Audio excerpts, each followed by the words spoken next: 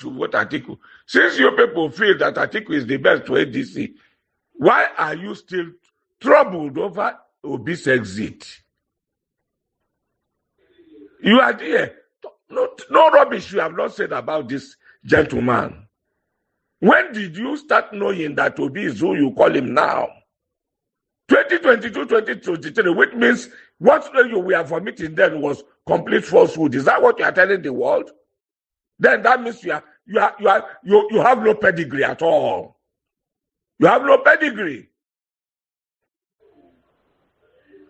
I don't know how a married man with children, will wake up within a space of a year or so. A man you call one of the best is now the one of the worst. What did he do to you? Can you come out and tell us, or tell us how much you've been paid to paint him black?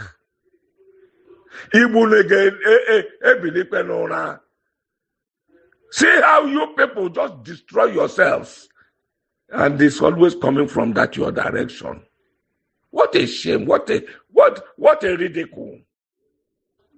You say Igbos don't need the weakling. They need the Superman and maybe, what do I call them now? Is it Hercules or who? That will come and defend them. What? Are you not a man? Kenneth Okonkwo, are you not a man? If you come out and stand out for the Igbos, as you said, come and represent them. Must Igbos always play second fiddle to people of lower degree before you recognize them? Why are you not ashamed of yourself? Are you not ashamed of yourself?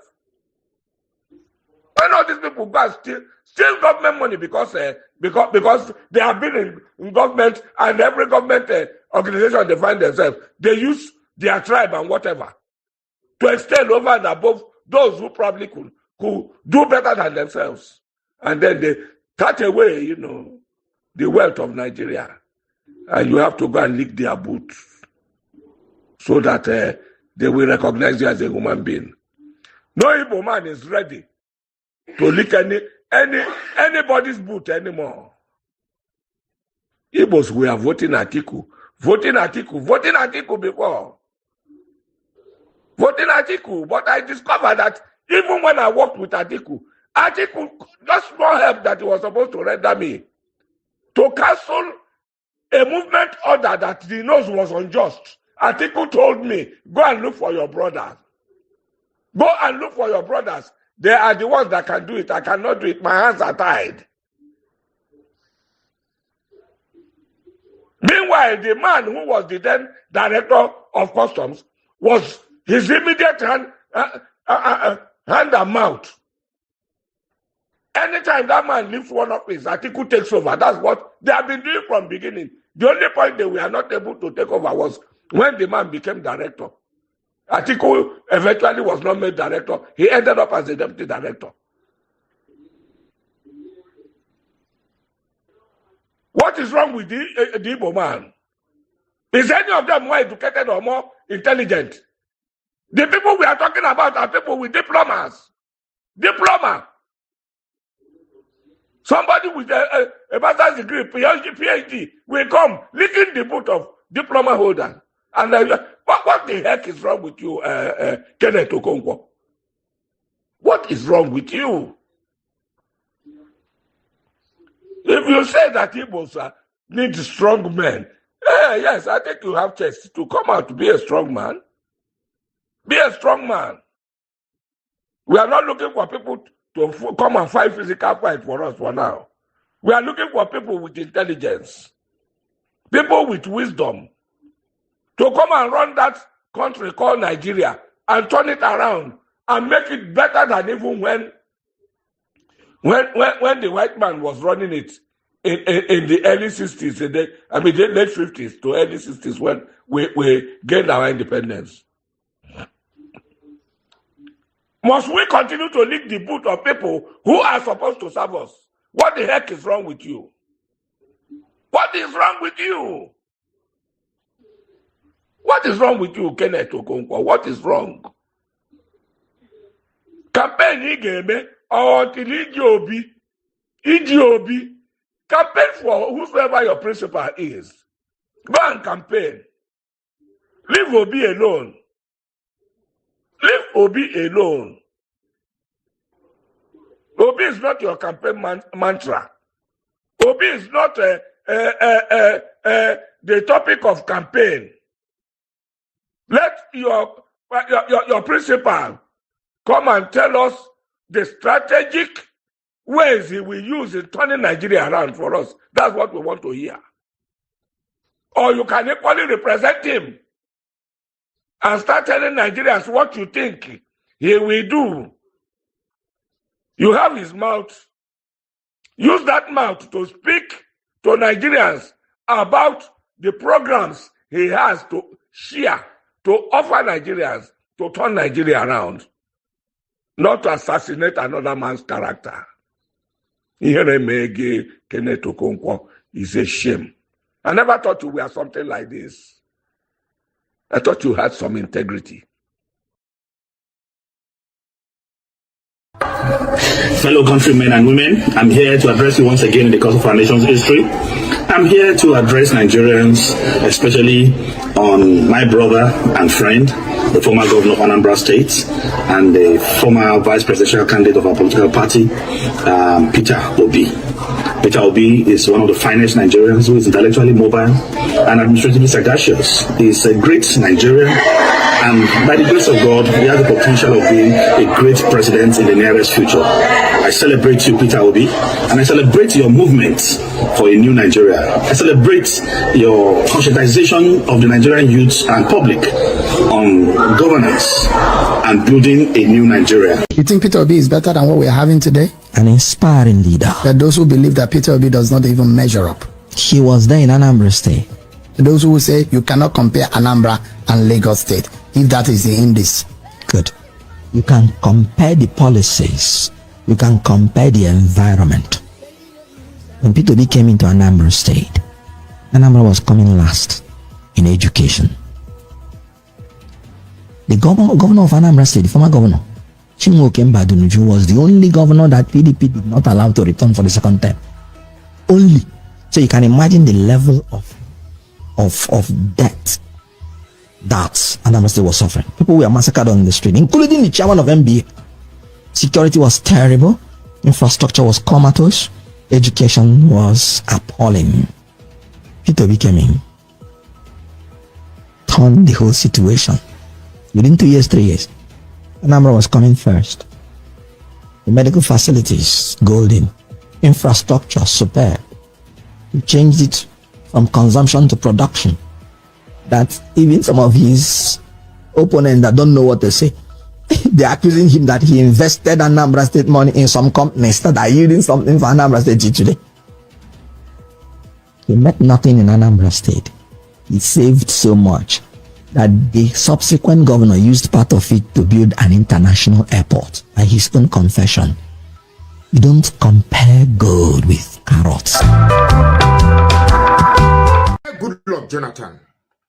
The votes of that region, while amassing votes of the North to a particular candidate, you know who. So I want to advise you, do not let yourself to be used as a weapon of destruction. No, you have served your time and you have left your name in the sands of time. We thank you and we are grateful for that. Today is a different political climate.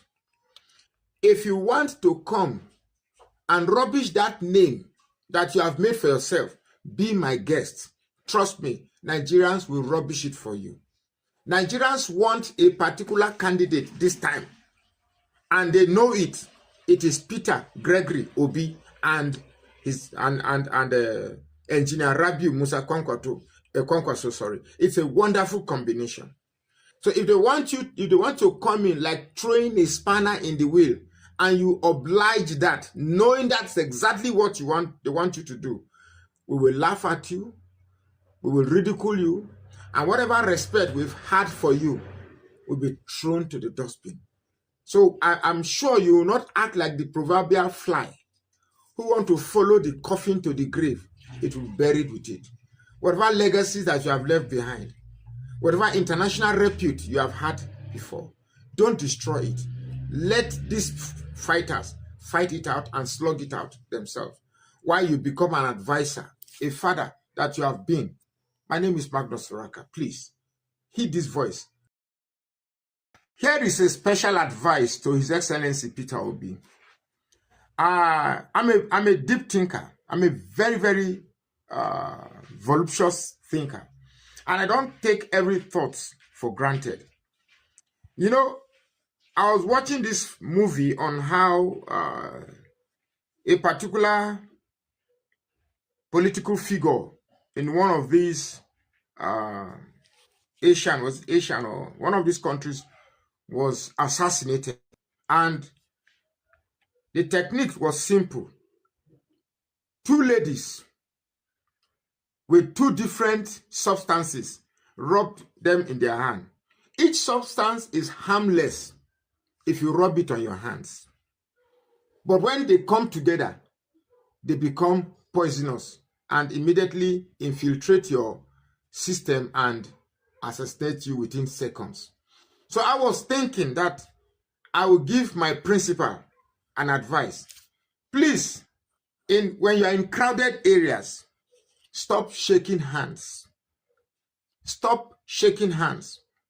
If possible, just chop knuckles. Just chop knuckles. You understand me? Cameraman, muku chop knuckle. Just like that. Very brief knuckle. Because, or better still, wear gloves, surgical gloves, or just anything, which it's just my private. I may be paranoid, but we want you to be alive for the elections. We want you to win. So please stop shaking hands. Thank you very much. My name is Magnus Oraka. Please follow this page and share. All right, my people, I appreciate you all. Thanks for your time with us. That's all we have for you guys today. Good morning, good afternoon, good evening to every one of you right there.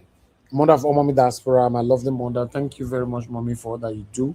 Thanks for always being there with us every day. And my dear brother, Abu Azi, thank you very much for all that you do. I appreciate you always, my brother. Thank you. God bless you. Thank you, Mother Peggy Modi, Mother Eugenia, Mother Stella Masemedo, Michael Gandamaro, Mr. Johnson Emmanuel, Mike Akiombare, and many, many more. I plenty there. Crosby, Real. Thank you very much. I appreciate you all. Thank you, guys. Press on the like, help us to share. Oga Kingsley, thank you very much, sir. I can see you. Thank you. God bless you all. Rio, me, and many, many more. Mother Stella Masemedo, thank you, man. All right, guys, help us to share and press on the like, and let's do this together. The election matter is getting close, and it all the hot, not be small thing. Everybody is talking about Peter will be here, Peter will be there, Peter will be here, Peter will be there. It's crazy, you know. It's just like Mr. Davis. Sorry. Someone's name is going. Anyway, I'd like to take this article quickly. Okay. What I'll be have to say here. Hey, mute yourself now. Elgar Jonathan. Thank you. All right, guys. Can you guys hear me? Yes. Okay, thank you, sir. All right. You know, Peter Obi responded to people alleging him, saying Peter Obi is always moving from one party to another. You know, like say their own satanic principles are not doing the same. Why I leave political parties, Peter Obi explained.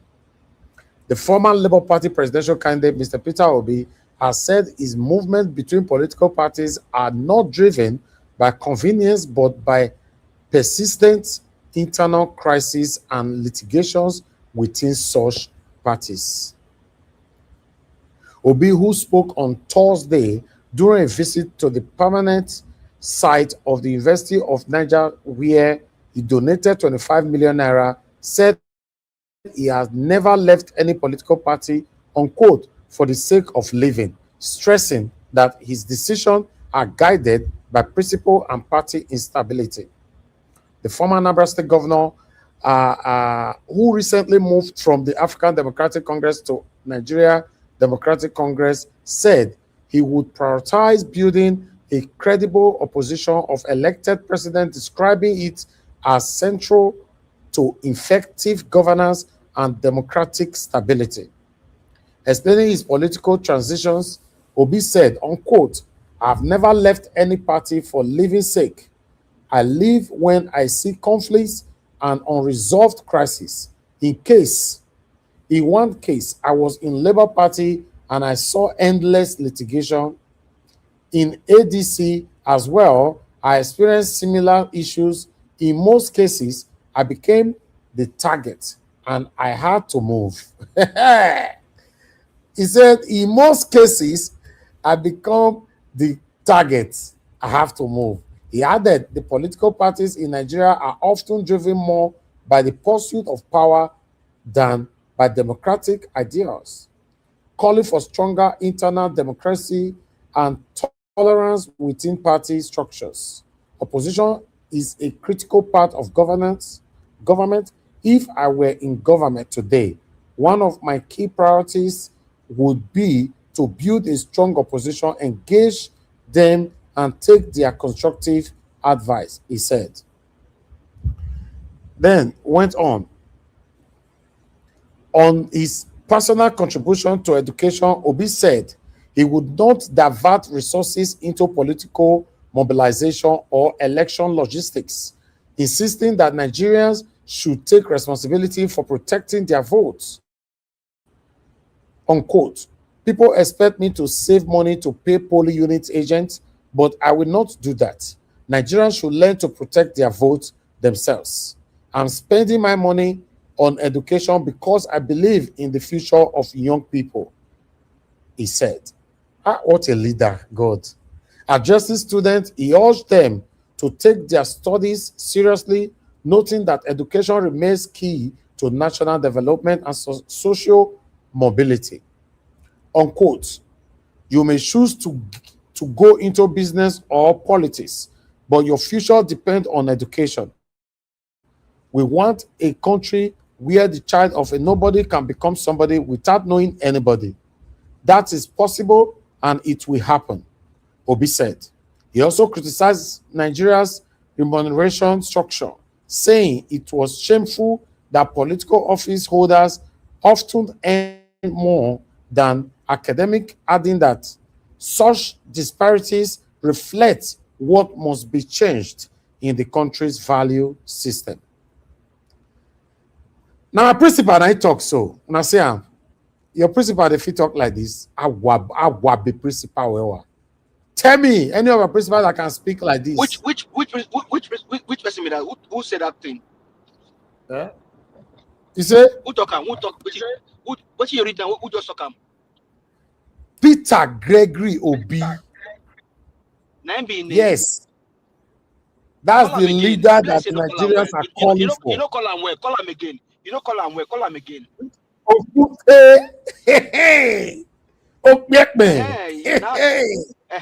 Man of the people. Call him for Bini. Call him for Bini. I don't call him. That's all. Now you talk. How many of you there satanically, hypocritically listening and This joining us on this panel? Bala blue, blah blah. Can your principal speak like this? What is the priority of your principal? Tell us. Tell us what's his priority.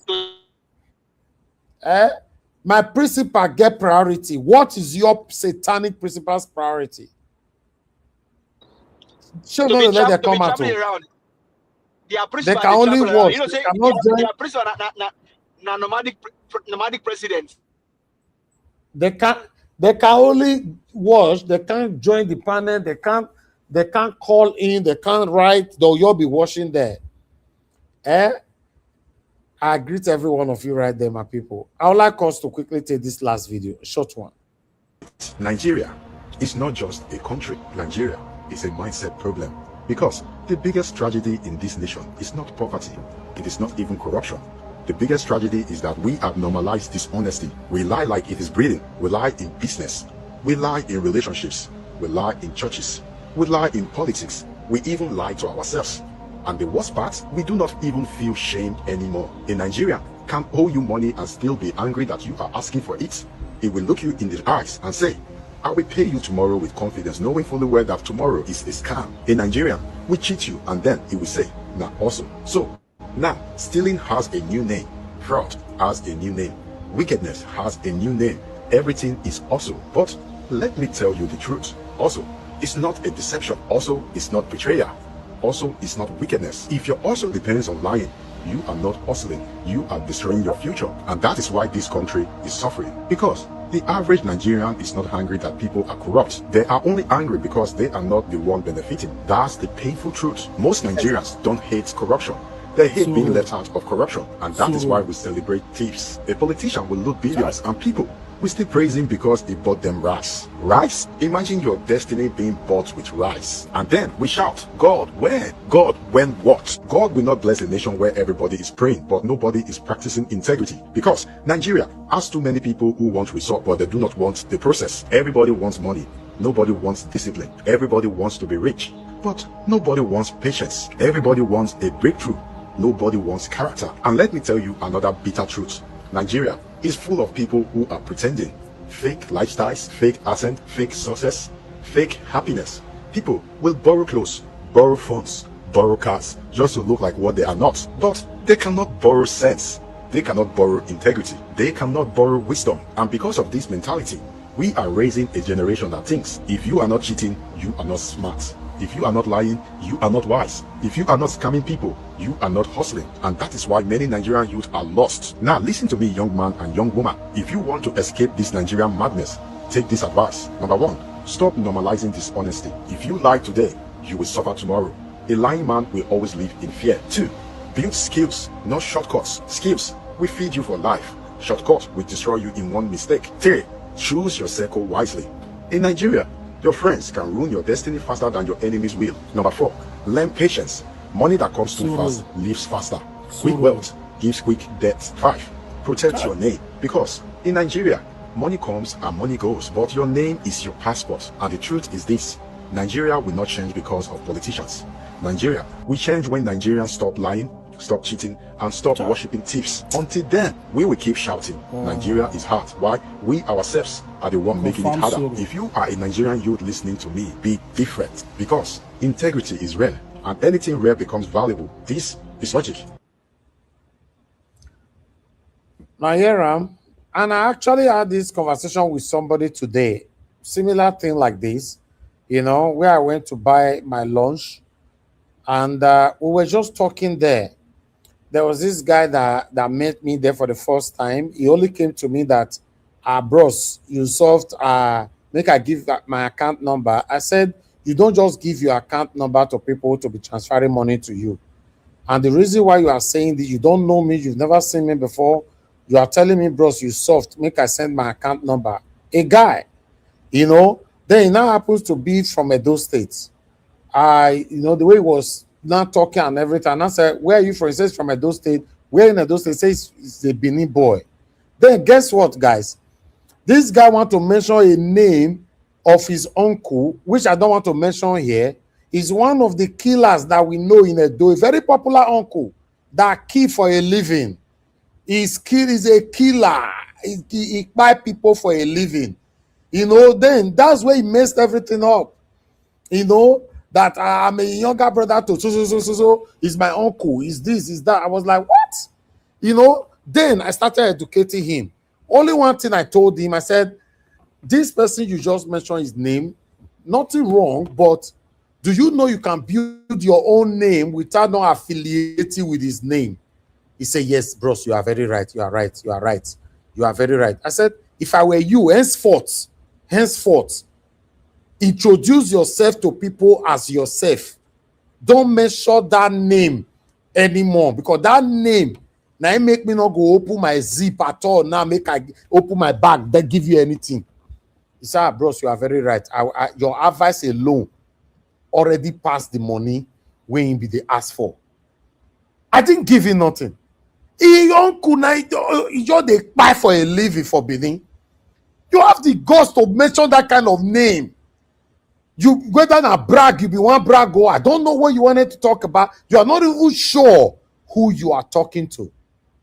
Then I started advising him. There were other people that were serving me there. Everybody were listening. I told them, majority of Nigerians that are complaining today of our leaders, they are not complaining because they think the corruption is bad. They are complaining because the corruption is not favoring them. When they have the opportunity to take over that position, they will do worse. And everybody said that, yes, you are very right.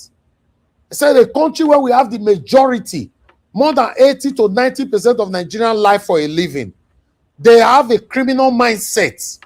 They steal, they be ojibole. They steal from hardworking Nigerians to enrich themselves. A country, then I went home by also telling them, a country where a child will buy a car or build a house, the mother or father will go to church to go give thanksgiving. In fact, everybody stands still just this afternoon. So, listen, if you are listening to me today, you have an uncle, you have a brother, you have a father, you have a mother, you have anybody that have destroyed their names, stop affiliating that name with your name. How can you be so confident to say, na already done, na already ogbe, na already done, na yok for grow. This is my uncle, na be so. Die! Shut up! Don't say this in public. The service. Yes, sir. I think he may have mentioned that name just to say, nah, my brother, nine be this, or maybe to want to incite fear into people and things like No, that. because not fear. He mentioned the name because it's a known name in Benin, but it's known for blood, right? So the reason why he mentioned it, I don't know. He has done himself. He has done himself a favor now because he may have want to give him something, and what he just said is just sacrosanct. But also, I think this video that you just played, this last video, I beg, can you be playing it every day, please? If you can be playing it every day, it will also help, please. My brother, Nigerians, it go hard though. We are fighting for good governance. We have to also fight for the mindset of the people. I did Nigeria, I understand them properly. Majority of them. That's why clips like this are very important. Oh, okay. You know, majority of them, their mindset is full of criminality. People that come to my different inboxes and saying that I should swear if I never felt do fraud before, how did I achieve this or that? That is all. Nigerians believe the only way you can attain success, you must have engaged in criminality. I'm not there for UK. Many of them that were engaged in this same criminality, I told you guys before, I used to have friends. You know, yes, they are listening now, they will be angry with me, but I'm not mentioning your name. I'll continue to reference. I used to have friends that I use speech talker. They go to tip people credit card till they buy laptop, cheap and call Nigeria. How many of you remember that I've said this so many times here? Say it on the comment section. They'll buy many laptop, use people credit card, buy many laptops, ship them call Nigeria to one village that time, they say Capital Village. You know, UK police take 2 years to monitor them. 2 of them were captured. One were put in 18 years. The other one were put in, I think, 16 years or so. And one of them, his woman were living with him at that time, a girlfriend. They also captured that one because the surveillance they placed on them show that that woman was part of the criminality. Guess what? She was pregnant. At that time, I even tell those say UK government, they don't take rubbish. Now inside prison, now he born a pikin. I don't know, say UK, they allow say person wey get belle make it born for inside prison. Inside prison, hospital they there. Now for born a pikin. I was going inside there to visit them all the time. And they tell us, and they tell you this that time, and one of them actually mocked me because I was working there and still going to school. He mocked me, say if I don't go school finish, my company they give me job. But let's come to the reality. How did you end? Because you'll be deported since 2011. Till now, you are still in Nigeria. I'm not mocking you. I'm talking to the people that is listening to me now to understand that life, shortcuts, work hard for your money, my friends. Anything that for example now, anything that I earn for my media today, I deserve it. Why? Because I have been so consistent. And this is one thing Nigerians are running from: consistency. They don't have the patience to build nothing. They want to take yours that you have built to enrich themselves and go to club and order for caskets. And I don't say they'll come put two girls that have blow. They carry the drink, they come with fire. Now they say they deliver drink for them. Yeah, people. Now food this country. Yeah, people. They steal from others to enrich themselves. Why the other Nigerians that have not got the opportunity to be there, we'll be calling them Odogu? Tell me, we have satanic politicians. To the best of my knowledge, since I was born, I've never experienced good governance in Nigeria. Even though I didn't grow up in Nigeria, I'm in Nigeria right now. Even though our elders have been saying that, oh, during their time they enjoyed it. Me, I not see them. I not experience them. Now, we are battling satanic politicians. Removing them, who are we going to put there?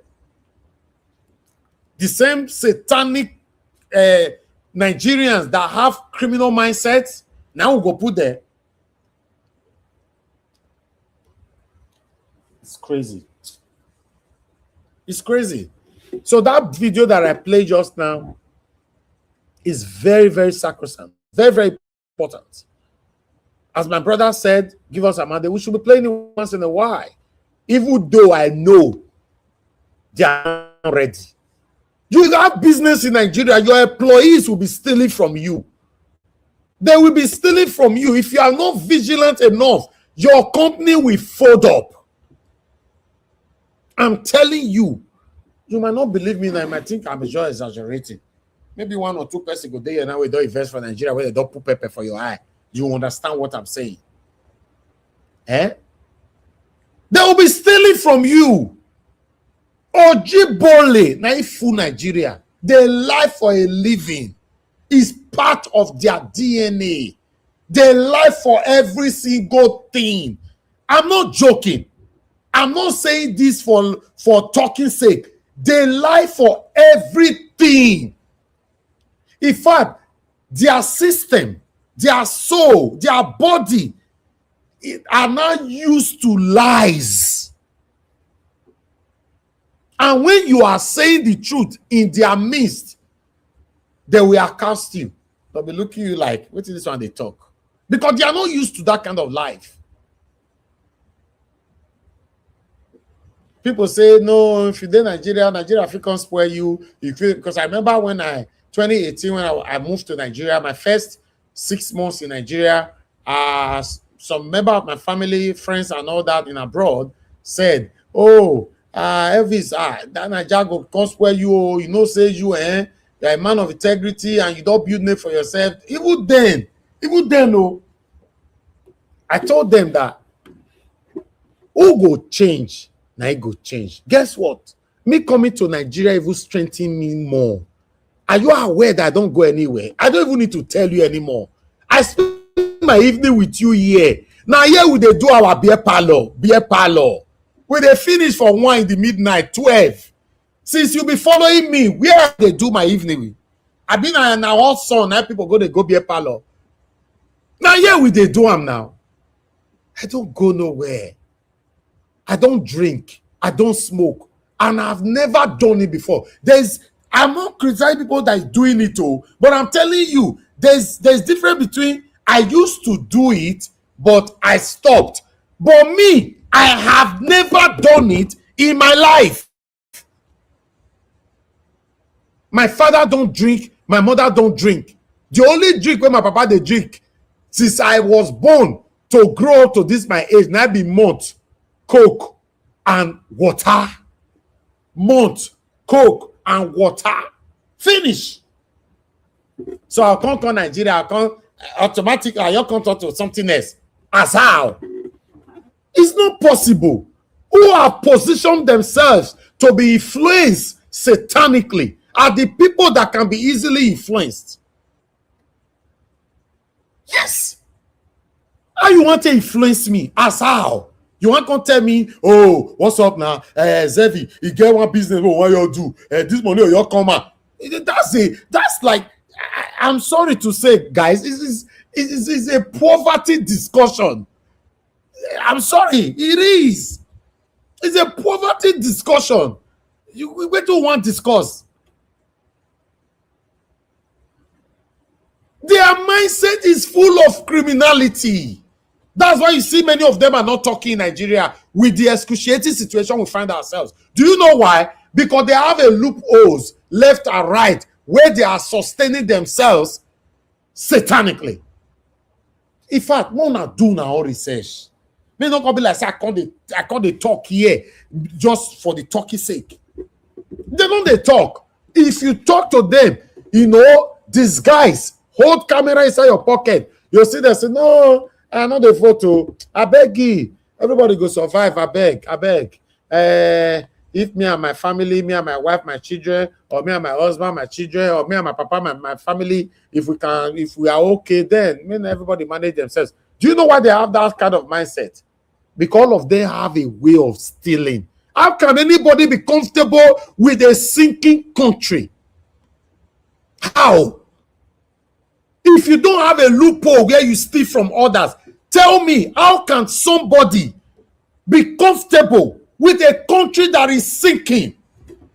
A country where nothing is working. Let me go outside again and show you guys and hear the noise of generator everywhere. You want TPC here? Let me go outside. Can you hear? Now they hear now. Now outside I go, so outside. Outside. Which kind of country be this? Where the citizens are not talking, the politicians are capitalizing on their stupidity because the politicians already know that the citizens are not united, they are not responsible, they don't have focus amongst them. That is why they are taking advantage of everything. A country where you cannot pin your hand on one thing that is working. Please correct me, guys. I'm here to learn. I don't argue to win. I argue to learn. Tell me one thing that is working in Nigeria. May not be like they lie on air. One thing that is functioning, and that thing is coming from the government. Tell me one. The only thing that is working in Nigeria is the thing you created for yourself. Every single thing that we enjoy in Nigeria, you must create it 100%. So I will conclude here because I have people on the panel. The faults, the blames still remain, as I've always said. 50% blame to the government, 50% blames to the citizens. Yes.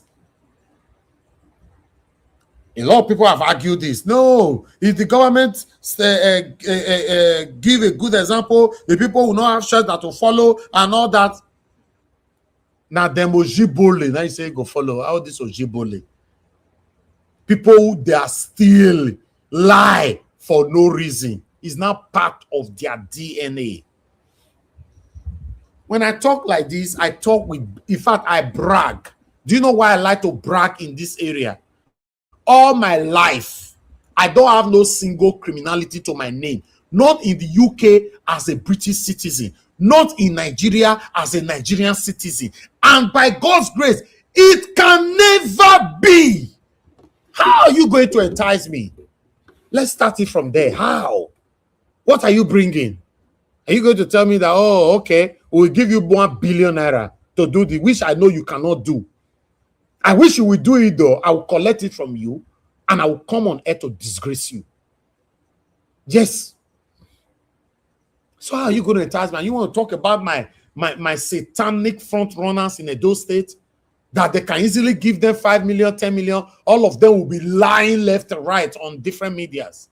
Is that not poverty? Somebody that will take 5 million, 10 million naira, I will come on air like this to come and be saying, after all, I've reviewed it, article, you know, in my dream, or I don't know how they say it because it's not part of me. I look at article, I think he will be the best, he will be the best man, or best what? Because they have no shame. Like Kenneth Koko disgracing himself left to right now. A man that I hold in a very high esteem. Because of Brian Fellow, Kenneth Koko is currently naked. What a shame. With all the academic achievements that you have, with your eloquency, everything, you sold all for a peanut. What a shame. I prefer to be with the people. Even though I criticize the people, I am with the people. I can never succumb to Satanism. How much? How much? I'll come here. I'll say, give us a mad day when me you know say nobody should deceive here. Mr. Jonathan, when you the talk, say, hold on there, hold on. Mr. Elvis, I don't want to tell them say now actually I can't speak on air. Actually. They will not ask me direct question. I say, Mr. Jonathan, actually, I've looked at it. Actually. Anyway, Mona, you're talking, Mona talker. How am I going to do that? It's a shame.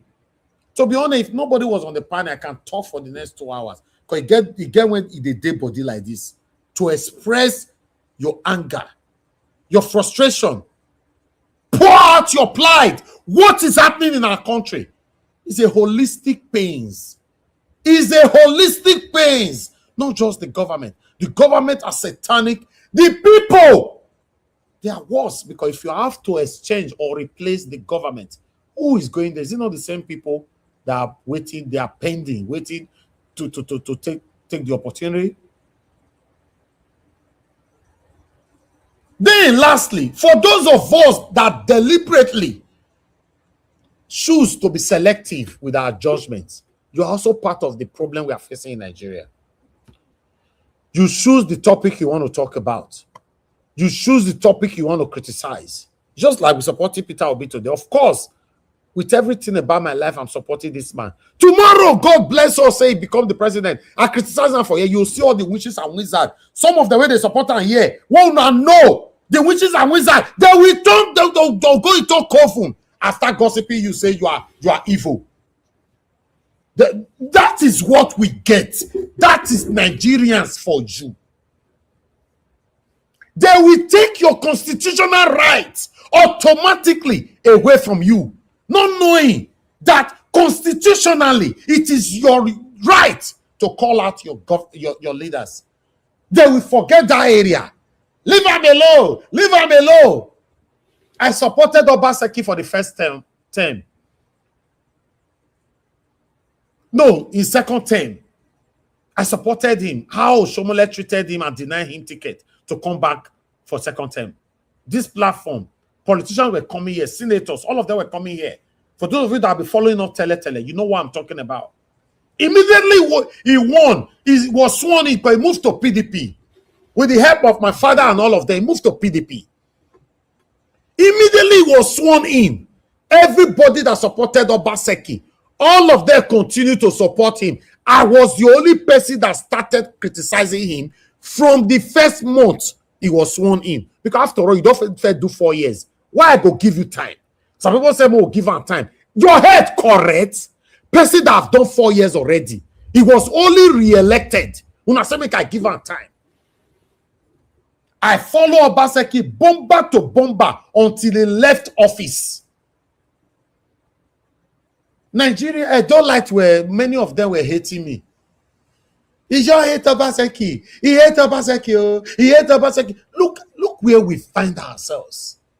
I know it will happen again in the future.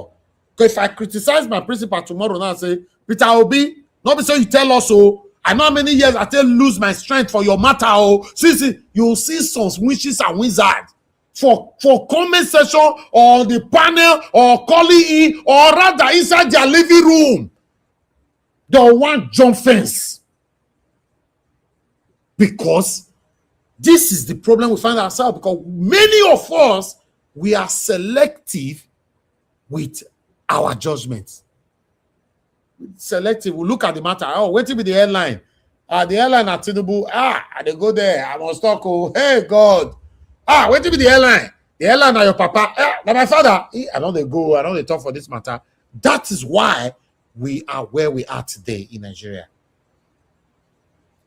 Finally, nobody I cannot criticize. Oh, in fact, if I do get respect for you, if you don't know my tactics on this platform, if I do get respect for that person, I go still carry the matter come here. I feel not talk put. That makes me not biased. Some of you will be saying, hey, you know, talk. Who bring the matter come? If you get sense, I carry matter come here. You are still saying I'm biased.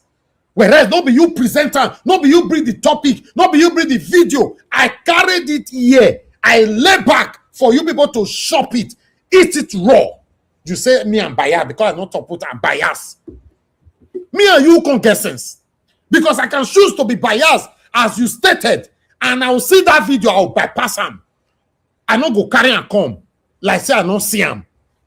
I go bring video come here, but I talk put because I have one or two respect for that figure.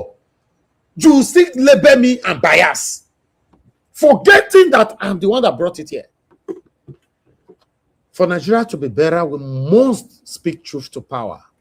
It doesn't matter if people want to stay with you. Who cares who want to stay with you? And that's the reason why everybody is lying, deceiving ourselves. If I talk like this now, I go lose the crowd. For real? Lose which crowd? Just say what you want to say. There are still people that believe in that area of your submission. Good morning, good afternoon, good evening to every one of you. Thank you very much for your time with us. I'd like us to go on this break before I call on anybody to speak to us. Thank you. Whichever way, by all means necessary, you must have electricity. And you will not pay for estimated bill anymore. A promise made will be a promise kept. If I don't keep and I come back, by all means necessary, don't vote for me. You must have electricity. That's the truth. That is the truth. And you will not pay for estimated bill anymore. A promise will be a promise. But he said, if I don't keep the promise, by all means I come back for second time. Don't vote for me. You will not pay for estimated bill anymore. Now now GBT, now Ojoro, now deceit, now mago, now lie, truth, no day, their mouth. Listen again. If I don't keep the promise and I come back for second time, waiting, he say, make we do. Don't vote for me again. Don't vote for me again. Don't vote for me, good. That is the truth. By all means necessary, you must have electricity. If I don't keep the promise and I come back for second time, don't vote for me. If I don't keep the promise and I come back for second time, don't vote for me. That is the truth. Don't vote for me. Don't vote for me. That is the truth. Don't vote for me. Don't vote for me. That is the truth. If I don't keep the promise and I come back for second time, don't vote for me.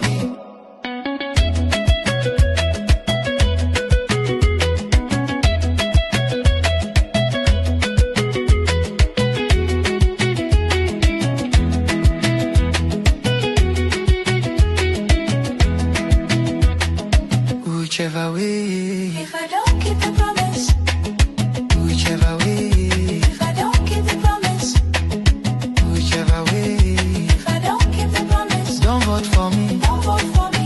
vote for me. Don't vote for me.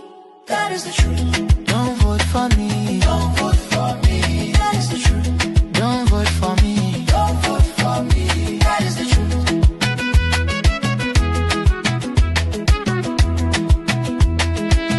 Who says so? Who says so? Who says so? B.A.T. Who says so? Who says so? Why your leader? He fulfill him. No. He keep the promise. Not at all. Waiting he say make we do. Don't vote for me. You go vote him. No way. You go vote him. Nigga. Don't vote for me. Don't vote for me. That is the truth. Don't vote for me. Don't vote for me. Don't vote for me. That is the truth. Don't vote for me. Don't vote for me. Don't vote for me. That is the truth. Don't vote for me. Vote like liar. Out. Vote mago mago. Out. Vote GBT. Out. Vote wayo. Out. Vote incompetence. Out. Vote boro boro out. If I don't keep the promise, don't vote for me. Don't vote for me. That is the truth. Don't vote for me. That is the truth. If I can't keep the promise and I come back for second term, don't vote for me. That's the truth.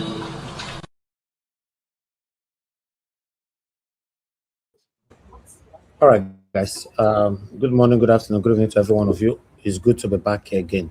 I'd like us to start talking right now. Somebody asked for our Nigeria account number earlier on. I think I was presenting a video at that time.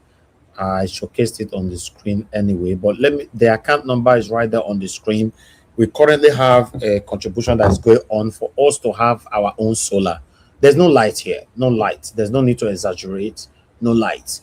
You know, a lot of good Nigerians, concerned Nigerians have contributed so far.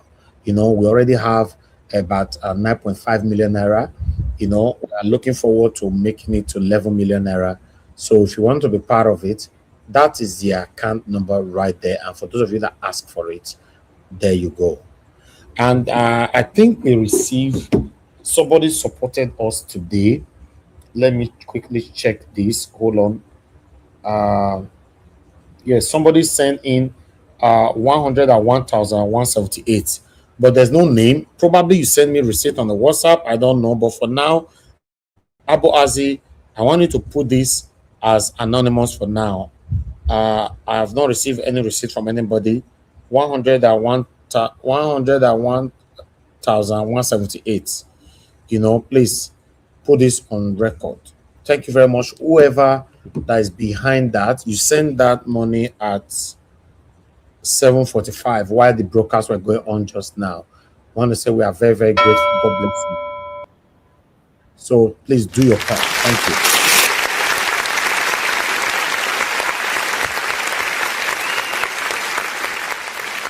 We are very, very grateful for those of you that have contributed so far. Please, those of you that still want to support us, encourage what we do here. You want to be hearing my voice. You want to be hearing the voices of my wonderful panelists here, my callers, and really wonderful comment on the comment section. This is the time for you to play your part. I appreciate you all. Now, God bless you. But let's start talking. Anybody that want to call in, this is the best time. You know, I have just 30 seconds to wait for your call. If no calls, I'm moving straight to my panelists so that we can start talking. I've spent 2 hours of my presentation and my monologue already. And these people on the panel, they will shock me raw if now only 30 minutes I will give them. If not only 30 minutes I will give them a talk to this. Thank you, Mr. Joseph Oji. Thank you, sir. Talk to us. Hello, Mr. Mr. Thank you for what you do. I greet you. I greet everyone on the panel. Thank you, sir. Just a quick one. I discovered something. You know, those guys who left Labour Party after riding on the support of Mr. Peter Obi and joined the APC. Guess what? They've all gone now because they couldn't get tickets in APC. They've all gone now. They've gone where? NDC. They're going to join. They want to continue again to do the same, to ride on the support of Mr. P2P again. They've moved to NDC. NDC, yeah, they didn't get tickets in APC. There's no guarantee that they will get any tickets. But you know, when they left. Okay, see now, and oh God, and now NDC will accept them now, right? I'm telling you, even all those ones from Sosa, all of them from Delta State, even some of them from Anambra and some other states in the east, and some of even Middle Belt. I'm telling you, they've all gone to NDC now to go and collect again so that they can ride on the same support, and then the next minute they will switch over again to APC. Can you imagine these people are taking unnecessary liberty? This is why the people in the NDC, they need to scrutinize all these guys seriously. They need to scrutinize them seriously. They've gone, all of them have gone, all of them, almost of them in House of Reps. They've gone to pick up the ticket. It's just a shame. Wow, it's a big shame. Yeah, wow. Besides, you know that of we should just leave him alone. I think he has dug his grave. To be frank, just leave it. To me, if there's anything, I just pity him. All right. I just pity him. It's shame on him. Thank you, sir. Mr. Elvis. Thank you. Thank you very much, sir. Thank you. I appreciate you always. Yeah, thank you. Yes, sir. Yeah, thank you, sir. Yeah. Okay. Do we have another call? You know, I don't like break on calls. Madam Amy, okay, talk to us.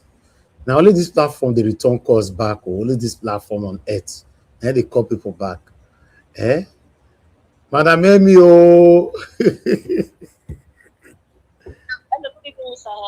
Everybody in the panel. Thank you, ma. Talk to us. Good evening to you. Yeah, I just want to please, because we are here all the time talking and thinking about how we can make Nigeria better.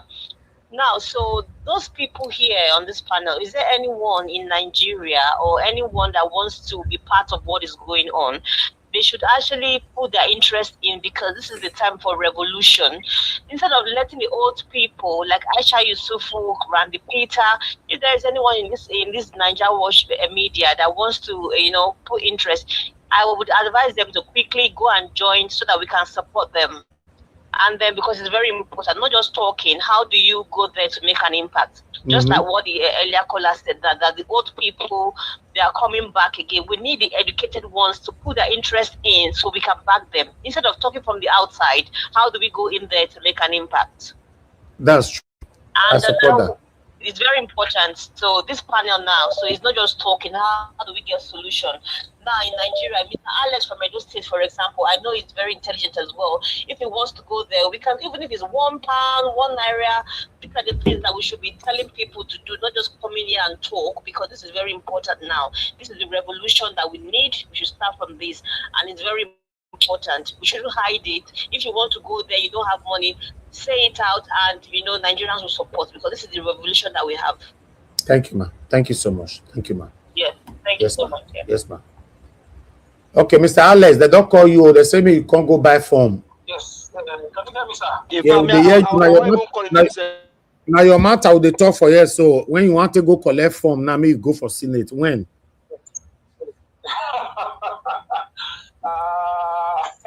Not be joke. No, don't laugh about it. We are going to sponsor you now. So don't laugh. You need to, don't laugh. Very serious, please. You need to come out. If you this NDC now, you need to show that you want that you are going for rep or senator, so that we can quickly get you a form and take it from there, rather than laying back. Go and think about it. Mr. Elvis, let him go and let him go there and join Randy Peter. Let him go and join Randy there, please. Alex, please. Okay. All right. Let him speak. Thank you. Go ahead, Mr. Let me give you my own view. I'm very honored. I'm grateful. In fact, I'm very available. Presently, I'm not in town. I'll be in town in a few days. Actually, what I saw going on, Mr. Elvis, you can do your research, is a chaos. Like, people are moving into the NDC like there's no tomorrow. Some of them will just be holding Congress in their parlor. So because of Obi and so recent movement, they are waiting for it to settle. They have state chairman, but I'm not sure they have world chairman yet. It's a new, they are just coming up now, but the rush is madness. It's madness. I saw Ego doing their own Congress, choosing their own expos. Oyedo I've not seen. I saw Iko Baokra, so it's a lot of rush. And also, I'm available, but right now their secretariat has not been announced. People are just doing pockets of Congress in different places, and it's not settled yet because of these court cases and the defections. So there's no problem. I'm on it. No problem. I am ever available to go to Martin Olympus to stand for Aminu Kanu Kalaparas and the successor of Unique Kingdom. Okay, So I'm ready. Mr. Alex, we will leave that for you to update us when you are ready, when you are on the journey, then we'll take it from there. The finance will not be the problem. I'm saying this on air, but the lobbying, the foundational work, you have to do that. So if you do that, we'll take it from there from you. Thank you. Give your submission. Thank you. I want to say thank you very much, everybody. Thank you. I'm listening. Thank you. Thank you, my brother. Yeah. Okay. Okay, Mr. Alex, the way you get there, no go speak like a finance is one part. If we also, maybe on this don't go speak like Patrick if any of us know who to reach out to in NDC, in Edo State, please, on this one, let's put our leg outside, begin to do the leg work. Please and please, let's start doing the leg work. Him alone cannot do it. He will have to do it, but him alone cannot do it. So if you know somebody, please reach out to him. Reach out to Mr. Elvis and everybody on this platform. Thank you very much. Okay. All right. I appreciate every one of you right there. Let's start talking from the panel. Guys, press on the like. The like is very, very minimal. This like thing, though, they become something else gradually. You know, what's happening? We have 400 people listening now. Can you press on the like? We only have 121 likes. What happened to the rest? Are you not there? Press on the like, please. Take our voices far. We have powerful people on the panel waiting to speak. You know, also press on the dollar sign. Encourage my own work now. The dollar sign did there. Press them. Make 10 people press them. If now $1 you put, just put them. Please appreciate my work. 10 people, 10. Press on the dollar sign. Stop jumping it to comment. All right. The first person on the pilot today is give us a mandate. Give us a mandate. You have the floor if you can speak.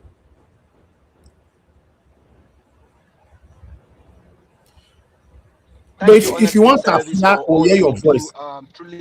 Okay, we'll hear you now. It's very good in interjecting. Just allow him to interject alone. His network not good again now. You see now. We'll come back. Let them go. I'll come last. I will come last. So somebody else can. His network is only good to interject and tafia. Finish. Give us a mandate is a professional interjector. A interjector, that be. All right. I appreciate every one of you right there. The panel is full. I can see some people trying to join. Unfortunately, it's not full. And you know, say sometimes I don't know where the platform can go high like this, but fortunately, nobody don't make submissions say we want to remove anybody. So just go back, go make coffee. They wash out. If anybody network fail, you can come in. Okay, let me go to Mr. Emeka. He's the second person on the panel. Mr. Emeka, thank you very much. Good evening to you. Yeah. Good afternoon, good evening, good morning, wherever you are in the world. Thank you very much for tuning in today and listening to our opinions. Like I said, it's our opinion. You may not like it. You may also like it, but at the same time, you may choose to just respect whatever I want to say. Mr. Evans, I think I like your introduction today. I think this is the best introduction you've ever given. Really? Yes, in my view. What you narrated is Nigeria completely. That's why when Nigerians are speaking, I don't take them seriously because, you see, you judge by results, not by reactions. When you tabulate and look at the result for itself, you can get your assessments based on outcomes and results. Yeah, a lot of people just keep blaming. But our leaders, the political class, they are not coming from Mars. Neither are they coming from the United States. Neither are they coming from any other country. They are coming from Nigerians. They represent us. Their character is not different from our character. Their values are not different from our values. So when we begin to cast aspersions or begin to critique or begin to speak, you're only pointing at yourself because they're a reflection of who we are. A country full of corrupt people, a country full of criminals. And like I say, I can't trust a Nigerian with power. Mr. Elvis, to be honest, I also can't trust you. I know you speak well, but I can't trust you with power because you've not handled power before. So when you handle power, maybe you will now say, okay, I think Mr. Elvis is different from the other average Nigerian. So on that note, but I really like what you said. You really hit the nail on the head on what is really going on in Nigeria or how Nigeria behaviors and values are. It's a value of crime. It's a value of waywardness. As every year goes by, our value system continues to decline. In the 80s, parents would point their hands at people, criminals, scammers, 419ers, and say, don't be like this person. Look at this person. This person is heading on a road of destruction. Don't be like this person. And we will nod our head. Yes, mommy. Yes, daddy. 2026, parents are now organizing weddings, chieftaincy titles, and even bells. They are singing and dancing for obvious criminals. Nobody question people's wealth anymore. When you talk, they will tell you you're a jealous person. I can call names. When you talk, they will say you're a jealous person. You see people who are non-entities rise up to in the crowds, and they are the ones setting trends, setting pace, and young Nigerians, youth, Gen Zs, and Gen Alphas are looking at these individuals, these criminal elements in our public space, social media spaces, and thereabouts. And they want to emulate them. They want to be like them. Young women are now, instead of them expanding their brain matters and contributing publicly and positively in our society, they are expanding their bomb with fatty acids. And they are not encouraging younger Nigerian women to follow in that suit. Our women have now reduced to sex objects, and they are trading their bodies for naira and coins. That's the society we live in now. So I was really happy as you were saying it. I was concurring on every note. Everybody is just looking for the next person to cheat, to steal from, to kill, and also to kidnap. That is the Nigerian we have created. And yet we want to now blame the leaders. Why don't you look at yourself and say you are a reflection of those people? And when you get into there, you will do worse. We must admit, and like you have rightly said, people are unhappy because the corruption is not favoring them, or they've not been opportune to gain power or access or the corridor close to power or be in proximity to power. And that's why they're upset. But once they are there, their tune would differ, or they may pretend. Just like what we are now hearing and reading with certain infighting going on in the obedient movement. The no give shishi has now turned to they were actually paying for crowds and renting crowds. And some people were cashing out because Obi has pivoted to another party and they were not carried along. Or as you play one of the videos you played, the guy was saying they've expelled Obi from the movement, or they are considering expelling him, or the expulsion. I think when he said that, he actually reminded me of you. When he said he has been expelled and remained expelled forever. I was like, this person sounds like Elvis, or is he borrowing Elvis mannerism? But it shows. So our community is a mess. Let's be honest. Our community is a mess. whether it's outside the country or within the confines of Nigeria, we're a mess. We're a mess.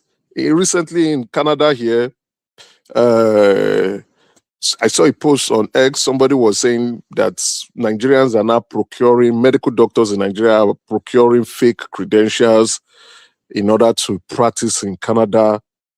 The person was in Alberta. He was writing from Alberta, and I was really upset.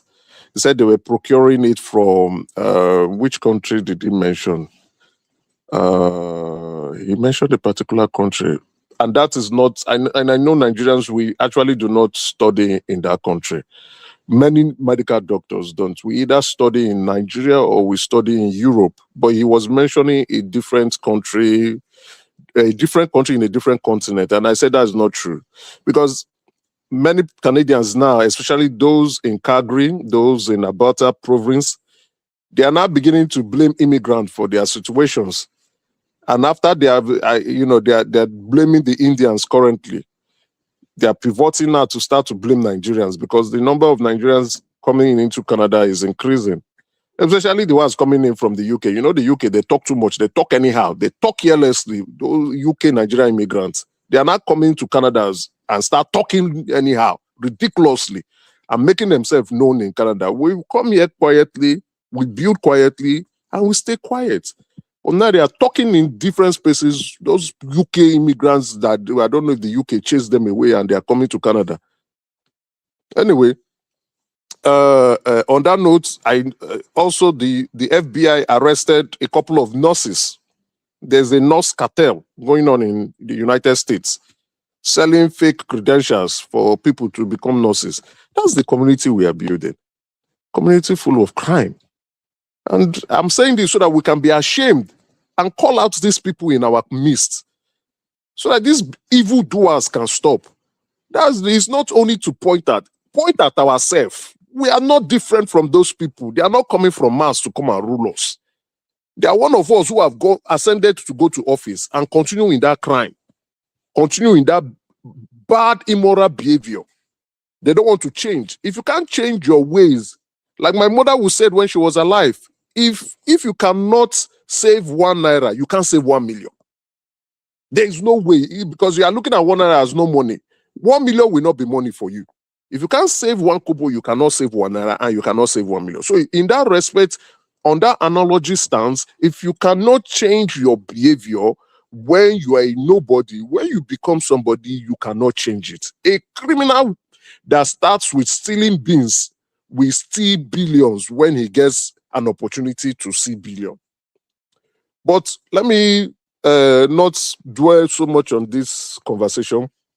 I think someone was mentioning about a huge surge going into NDC. Is because submission of membership is going to end on Monday. I hope they are able to get the number of members before they send it to INEC. May 10th is the last day. So, because according to the electoral law, you must INEC must have a full list of your members 21 days before you carry out any party primaries. And the end of the party primaries for the 2027 election has been slated for May 30th, 2026. So May 10th is the last day. That's why a lot of these guys, they are not thinking. You can't think anymore, because if you think like, okay, you might not get the ticket in APC or in ADC or in PRP or whatever political party, you just have to move now, because if your name is not captured on any political register as at May 10th, that's the end for you. On Kenneth Okonkwo, his media interview was a heavy blow to Obi. It was a huge embarrassment, regardless of however we want to spin it, because this is a man who was selling P2B in the last election cycle, and in this he sold P2B. He did a good job selling P2B, and he speaks in a dramatic manner because he's an actor, or he was an actor, I don't know if he's still acting now. So he's very expressive, and he, because as an actor, you have to take your lines, and you take your lines in a manner that is quite different from speaking with people. He took that into politics, and he did a good job selling P2B in 2023 election cycle. And now coming back or pivoting to the article click, and now using that same manner to now ridicule P2B, to those of us who are innocent observer, is quite comical. It's just is a lot. And then what's going to happen? More people, because P2B has left a couple of people in the ADC to move to NDC. We are going to see those aggrieved individuals coming out to begin to cast aspersions and try to ridicule the movement. We can see those people talking about he's been expelled from the obedient movement and remained expelled. What they are doing is to make the obedient movement divided and not strong. And to be honest, the 2027 election is going to be quite entertaining. I thought it was not going to be entertaining because the APC had already settled on who will be their presidential candidate.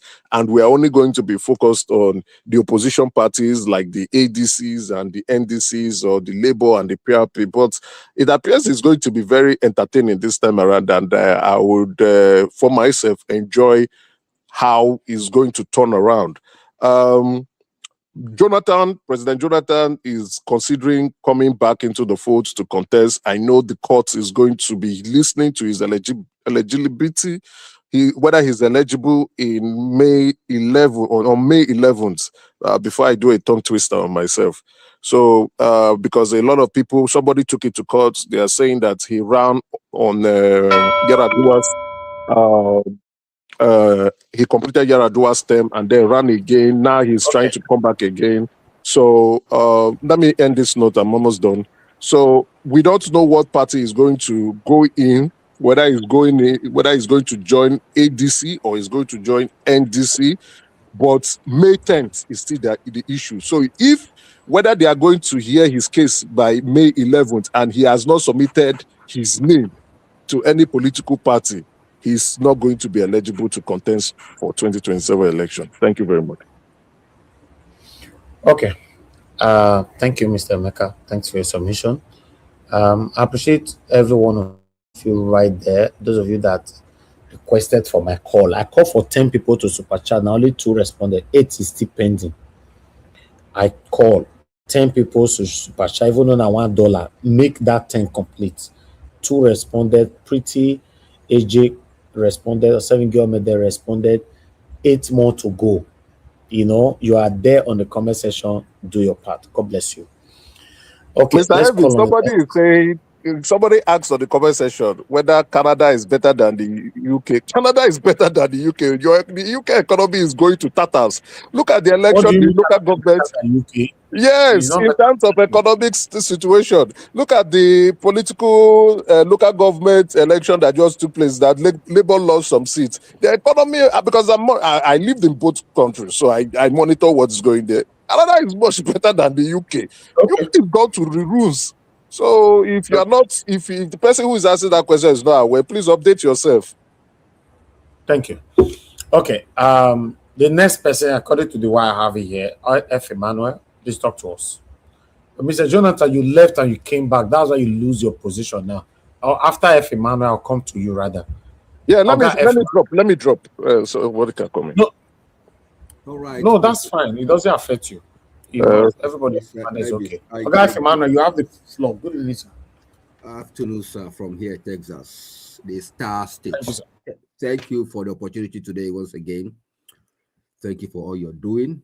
You and your mom, you're helping the country to be awake with the reality of life, both politically and otherwise. Thank you. God bless you. And to my fellow panelists, Mr. Emeka has spoken. Thank you for that thoughtful words that you just delivered. Yeah, give us our mandates. I greet you, sir. Our dream nation, Alagbo, I greet you. Chris Dublin, I greet you, sir. Bo Jonathan, I hail you. And stay humble. You're welcome to the show today. Then our doctor in the house, Dr. CM, Anamekene, and Odua, our grandfather, that speak with different kind of adage and parables. I greet you, sir. And to all of us at the comment section, I also want to use this opportunity to thank you for participating in what you are doing here. Thank you. God bless you all. Well, quick, very simple. I'm not going to take much time. Looking at all the permutation and looking at what is on ground, looking at who is going, who is vying for one position or the other, and looking at who are those that are already there. The truth is, our leaders, I want to say, they are kind of a reflection of the kind of people we are to an extent. Not 100%, to an extent. To an extent. Mark my word, to an extent. Because whether we like it or not, we all came from a family. And from family, we got community. From community, we get maybe society and states and the rest of, and what have you. So nobody comes from the sky. Charity begins at home. Maybe some of these people were all brought up somehow, maybe from their different parents and all that. But what I want to say is, as every human being, as we grow, our parent has a limit to some certain things they can impact on us. As your child grows, the society is also shaping the child. Once a child is born, it's not only meant for the parent to take care. The parent is the first to impact, followed by the school the person attends, and the school is the summation of the society, the environment. So these are the things that forms an individual. And as we grow thereby, you find out that there are some choices we begin to make as we get matured. And these choices, you find out that even our parents cannot even influence it anymore. When we are much, much younger, I can say, okay, we are controlled, influenced by parents to behave or to do or not to do some certain things in life. But as we grow thereby and become adult, become independent, we find out that we start taking some kind of personal independent decision. Even when our parents hear it or look at it, they begin to say, I didn't brought you up this way. The question is, where did he get what's it called? Where did he get that mindset from?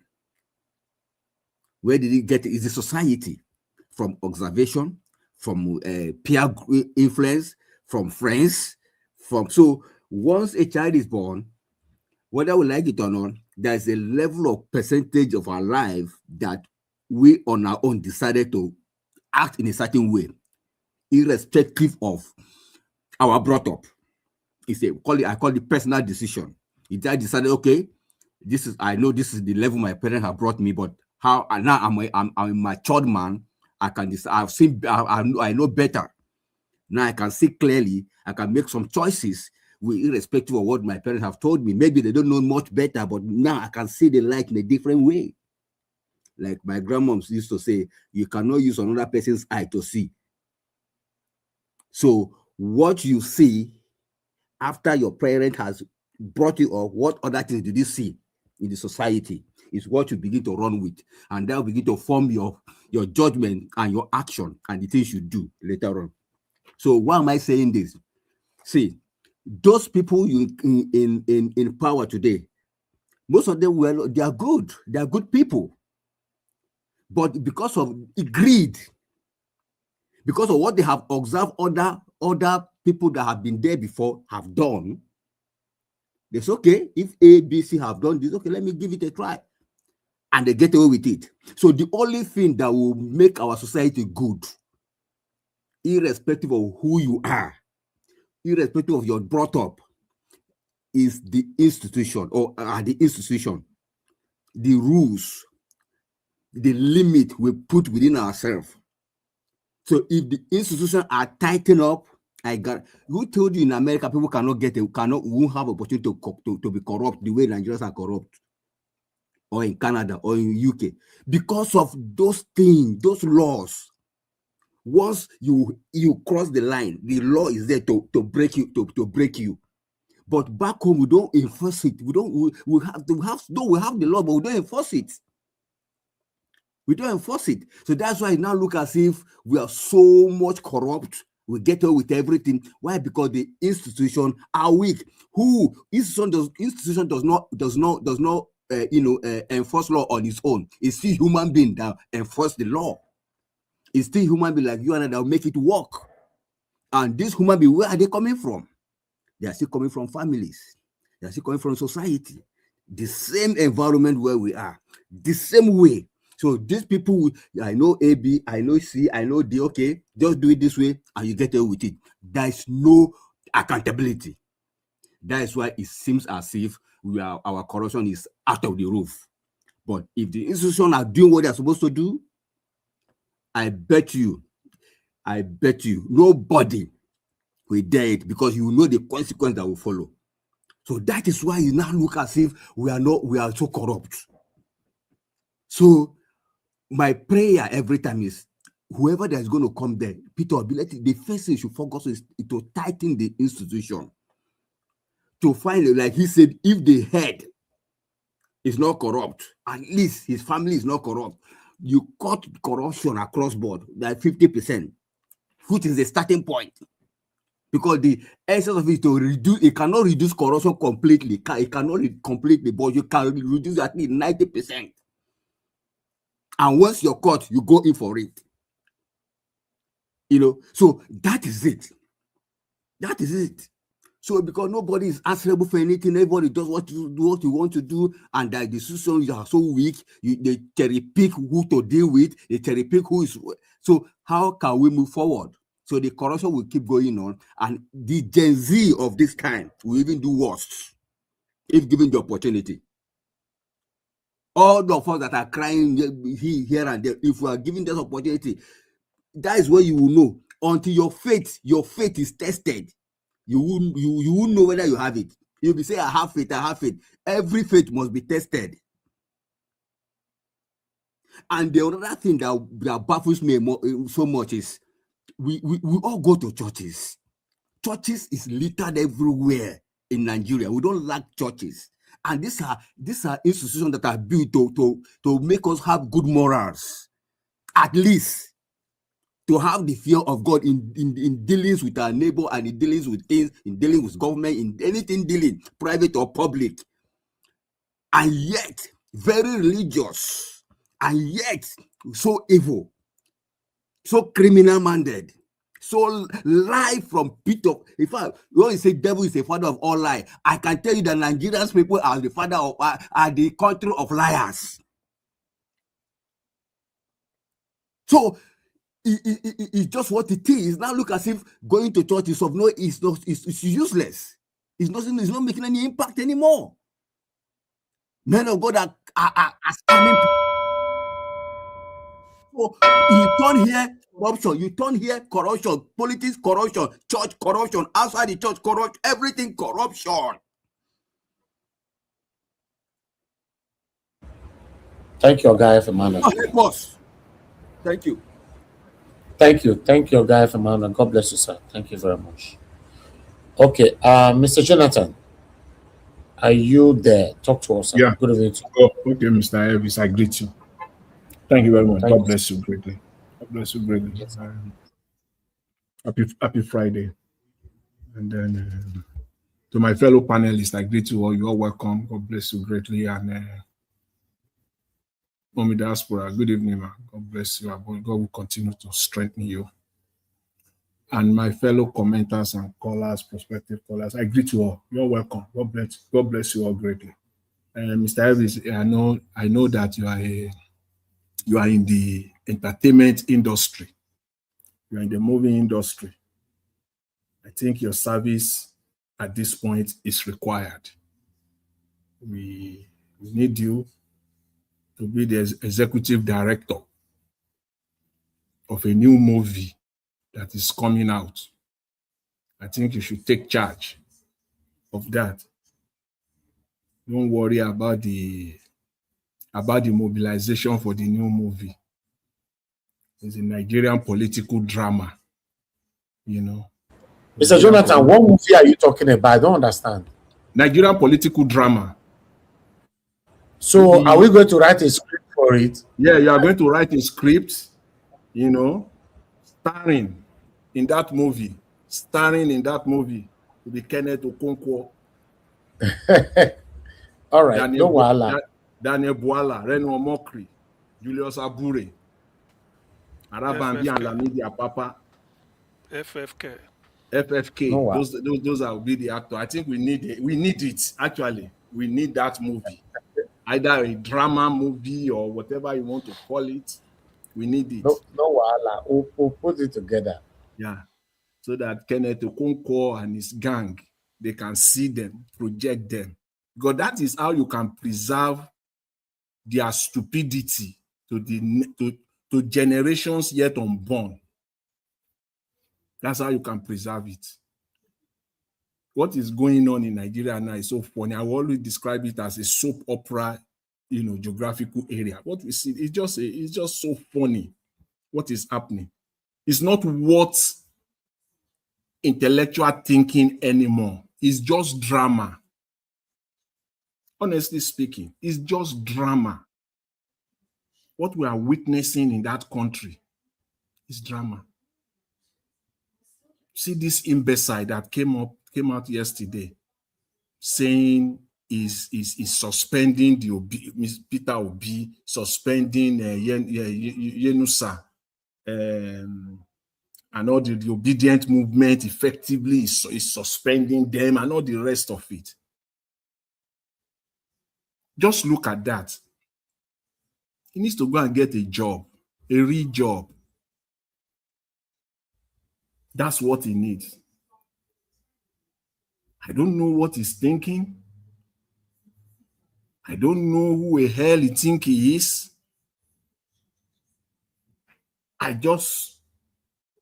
Where is this guy?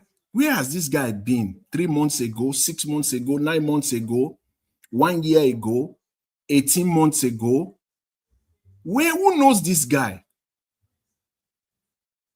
These are the people you are referring to, that they are all criminals in Nigeria. These are the people. I will align with Mr. Emeka, you know, to a large extent when he said, what we get is a reflection of who we are. Yes. These are the people. The same set of people that gather themselves together to go and, you know, say they visited the former president, Goodluck Jonathan, yesterday too. This is who we are largely. People that have lost their sense completely, their sense of reasoning. This is who we are in that country. Kenneth Okonkwo, their likes, Daniel Bwala. Some of them that will find one way or the other to scramble themselves into the political power arena. That's how they use it. The way Kenneth Okonkwo, the way Daniel Bwala, and all their likes. That is their best. That is the best they can offer their motherland. This is the best they could give out to their motherland. The opportunity given to them. This is a country of, call it whatever number, throw out whatever number. 200 million, 230 million, 250, call it. But we know that we are more than 150 million people in that country. And by the grace and the mercy of God, you are there in the limelight. And this is what you can give to your motherland. You are not the best of the 150 or 200 million Nigeria. Not even close. If they have to count 1, 2, 3, 4, they will count 100 million before they pick any one of these people in Nigeria. There are more than 100 million Nigerians that are better than each and every one of them. You have the opportunity. It's the grace. It's just grace that you have. And this is how you can use it for your motherland. It's disgraceful. It's shameful. Coming out to say it's disband the obedient movement. People gathering themselves together. It has nothing to do with age. Forget it in Nigeria. In fact, the older they get, the more foolish they become. Look at the people that spearheaded that meeting with Goodluck, President Jonathan yesterday. Look at them. 3 amongst them in front there, they are older, they are more than 60 years old. It's got nothing to do with age. The older they get in Nigeria, the more foolish they become. We are taught that as you get older, you get wiser. No, that is not the case of that country.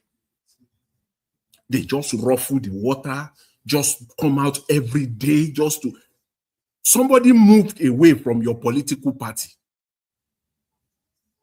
And you are claiming on one side, in one breath, that he has lost political relevance. It doesn't have meaning to you.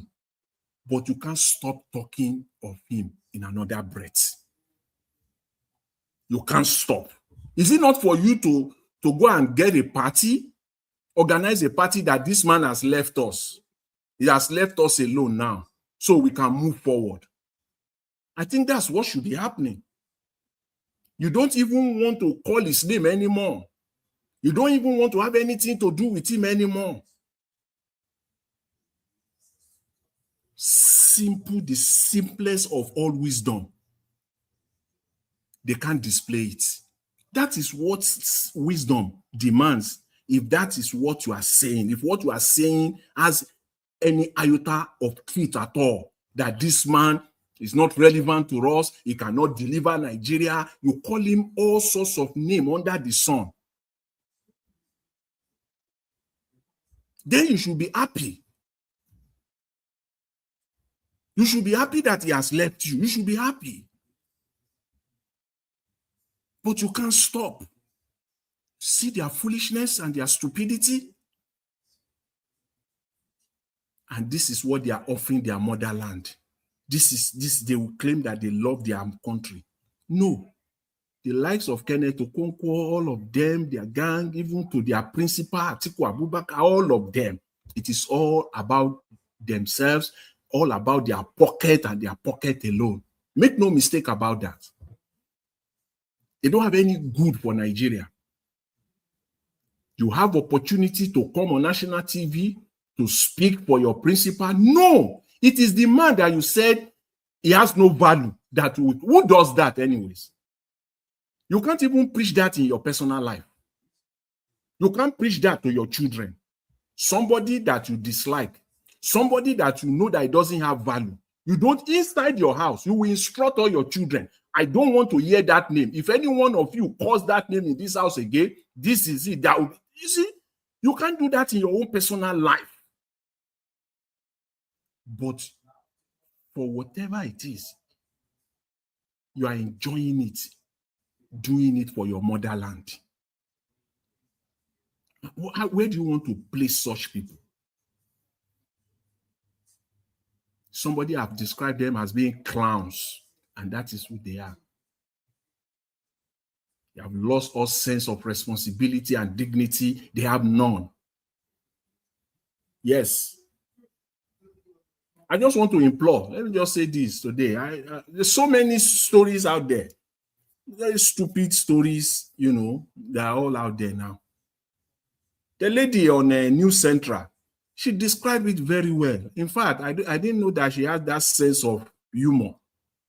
I didn't know that she's that smart. That lady that's always sit in the middle, that their morning show on News Central. I don't know her name. I can't recall her name now. That lady.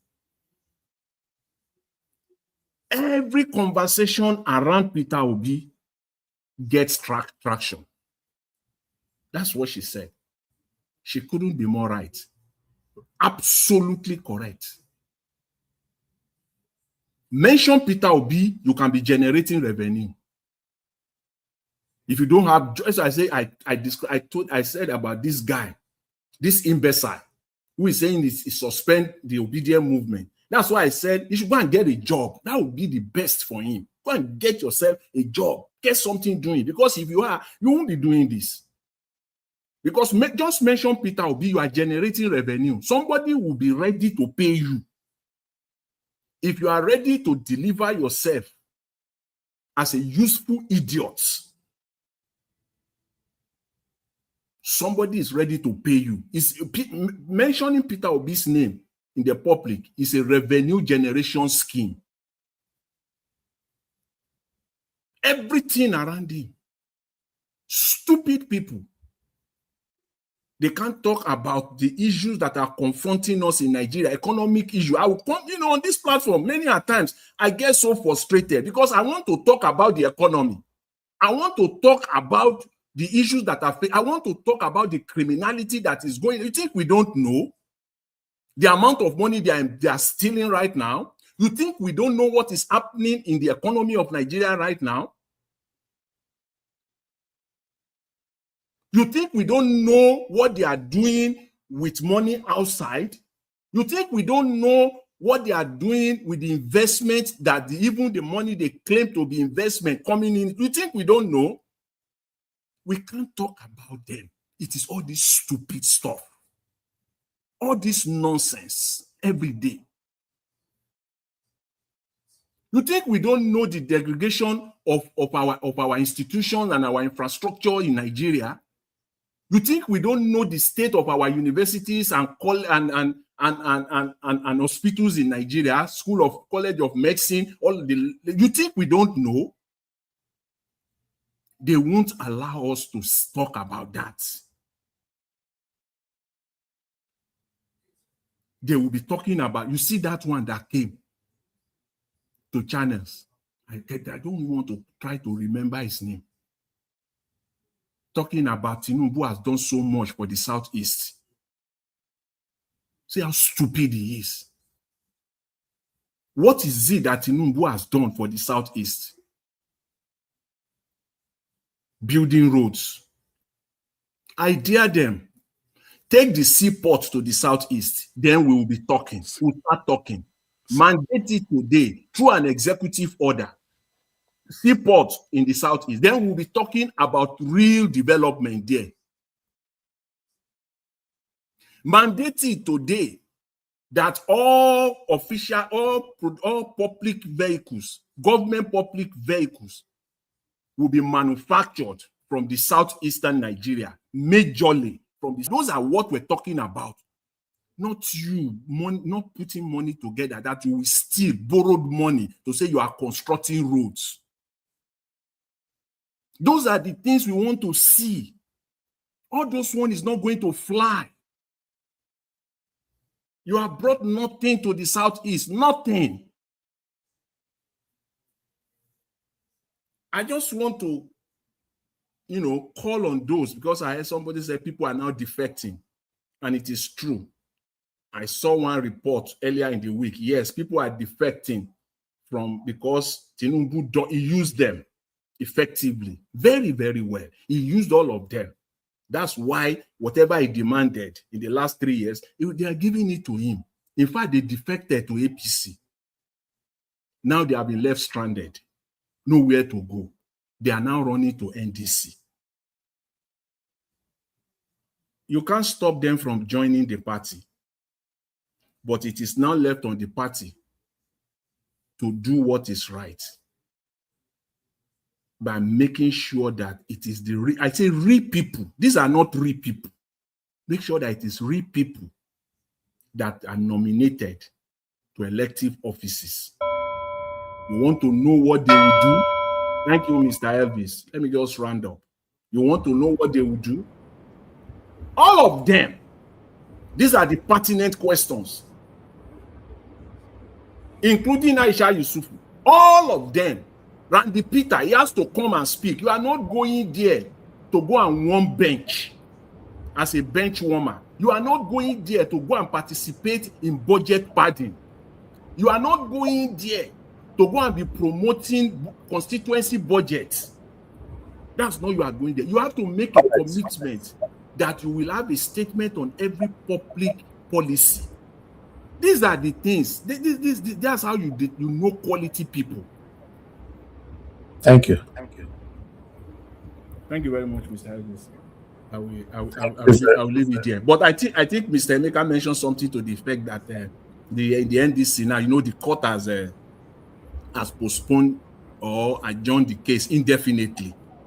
Mr. Elvis, I don't know if you have the article. Maybe you can project the article. It is official. Yes, the judgment out of the court today. So Mr. Peter Obi made the right move. I read it today. So the judgment on ADC, right? ADC today. Judge Inwete of the Federal High Court, Abuja, has postponed the case indefinitely. Just imagine that. Indefinitely. So you can see what is happening. The trap that they set for the man, and the man was smart. In fact, anyways, God will help us in Nigeria. Thank you very much, Mr. Harris. Thank you, Mr. Jonathan. God bless you, sir. As you can see right there on the screen from Vanguard, court adjourns ADC leadership suit indefinitely amid Gombe's plea for case transfer. So, yeah, that's it there. So, regardless of whatever, it not really concern us anymore. We have moved past that. So, Peter Obi, we're very, very proactive. I appreciate you all. Thank you so much. Thank you, Madam Peggy Modi, for the super chat. God bless you, ma'am. Very, very grateful. Thank you, Crosby TV. Thanks for the super chat. I'm very, very grateful. God bless you. We ask for 10 people, right, to super chat, and we have 4 that have responded. 6 more to go. I'll use on the word now before we end this show today. If now only £1 you get, $1, I'll be with a column. But I want that 10 to complete. Just do it. Don't you know that super chat make a channel to be healthy? You didn't know that. Please do your part. God bless you. Thank you very much for every one of you that responded. I'm very, very grateful. God bless you all. Okay. I'd like to move on to the next person. Stay humble. Please talk to us. Good evening to you. Yeah, good evening, Mr. Elvis. Good evening to the panelists. And good evening to the people in the comment section. I have been listening to all the submissions, and they've been really brilliant. And I hope and wish we could have like a document where all these very intelligent ideas are compiled and condensed, so that not just this generation will have access to them, but maybe in future generations will see what we've talked about. I've been somehow absent in the last a few months, but I think I'm back now. Okay, so my take will take a slightly different angle. After the 2023 general election, and with all the judicial drama and gymnastics, I made a clarion call to the Nigerian diaspora. I made 3 calls. One is that we should participate very actively in politics wherever we are, whether you're in the UK, United States, Canada, in Europe, in Asia, wherever, to participate actively. 2, to establish a political party, not a movement, not a group, a political party in Nigeria, and then 3, to take over power, from the establishment. So 1 is that when you participate very actively, the first time I voted in the UK, what I discovered that shocked me a bit was that we were absent, despite the fact that we have some significant population in some parts of the country, but we don't really participate. And if we don't participate, because all the decisions about Nigeria, to be honest with you, and some people even here know that the decisions that affect us in Nigeria, they're not even taken in Nigeria. They're taken outside Nigeria. All the policies that Thank you affect us, very much, sir, for mentioning that. You are spot on. they are made outside Nigeria. And if we don't participate and influence things, how can we even correct what's happening in Nigeria? That's one. And then two, when we participate, we see how things are done. And then we know how to go about them. Because if we do not have a political party, we that have been in places where things are done well, we know how a political party should be run. And then we rely on parties formed by so senator this, so former governor this. Those people are not P2B. They don't care about the plight of Nigerians, really. They may come out with highfalutin words and some very empty batterings and say, okay, we care about Nigeria. Tinubu is not doing well. They don't really care. So it's when we establish that we can actually run it the way we think it should be run. But because we don't have that now, we are now a little bit incapacitated, and we have no option than to dance to their tune, really. So if we put that in mind for the next cycle, and what we should know is that elections should not really influence how we plan to take over power from the establishment, because most times people wait for the election cycles. Things can start at any time. Yes, when you want to establish that, they will put up a strong fight, but of course, whatever you want to do right, people would fight you. But if you stay focused and stay strong, like we've been doing anyway, in so many things that we do, we will still be able to establish a party where things are done the right way. That's number two. Then number three, with that, you can take over government. So now we have not done those things. Now we are now stuck with them. So what's the way forward, really? So now P2B has taken the right decision, really, to join the NDC.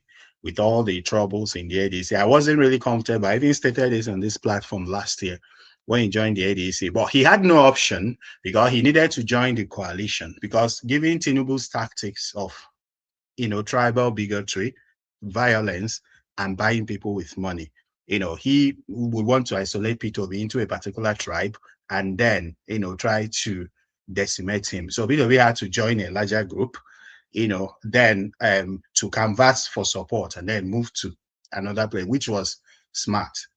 But yeah, I wasn't really comfortable with the composition of the ADC, the caliber of people there who contributed very immensely to ruining Nigeria, and they are still ruining Nigeria up to today. But he's not there now. Now, so for P2B to be president, of course, the party will need to field candidates in all, not some, not most, in all the elective positions. So that was what the Labour Party failed to do because of the caliber of people running the Labour Party at that time. Very, very clueless elements, very clueless elements. So, but now, yeah, I think the people that are running the NDC, they're a little bit more politically savvy than those in the Labour Party. But the problem now is that the people coming in to take the tickets, who are they? Right? So let it be that most of the people who will get the tickets are the people that are in the front line, people that people know. And people like Mr. Elvis. You see? So let it be those people who we know. Let them not bring people who have been following politicians since we are 12 years, and then they just made money anyhow, and then you just give them the ticket. When they get there, they won't serve the people. So let those people who have been in the front line, the obedient people, let them really, really fight for those tickets. The challenge there is that the tickets are really costly. That's the challenge. And that is one thing we should actually continue to speak about, because the party needs to field candidates for the 36 states. They must field candidates for all the states that are the 29 or so states where the elections will take place. They must field candidates, and those candidates must really, really campaign. That's the only way that if the votes are cast, those votes can be defended. They must field candidates in all the senatorial zones. They must field candidates in all the House of Rep seats, in all the state houses of assembly. That's how you have people who are on ground, who will defend the votes, because people will vote for them and they will make sure that people vote for the presidential candidate. So that is one thing that we really, really, really need to focus on going forward. And thank you very much. Okay, Auguste Humble, it's good to have you back. Yes, listen to you. Thank you very much. At least you're available now. So try to put your voice to what is affecting us whenever you can. Thanks for your wonderful submission. Mr. Elvis, yes, sir. Please, just 10 seconds. I just want to. People are waiting. Yeah, people are waiting. Please, guys, please just give me. I just want to use this opportunity to buttress what Mr. Stay Humble concluded with. You cannot overemphasize it. NDC, this party that Mr. Peter Obi is running under, they must field candidates in all the 109 senatorial seats, 380 House of Rep. All of them, they must put candidate there. The game of number, and then the higher candidate that you put out, the higher the percentage that you will get. Labour Party was able to get about 10%, more than 10%, about thereabout, more than 10% of the total seats in the House of Rep, and they did not even put out 50%, and they got 10. Thank you. Imagine if they put all. Thank you. Okay.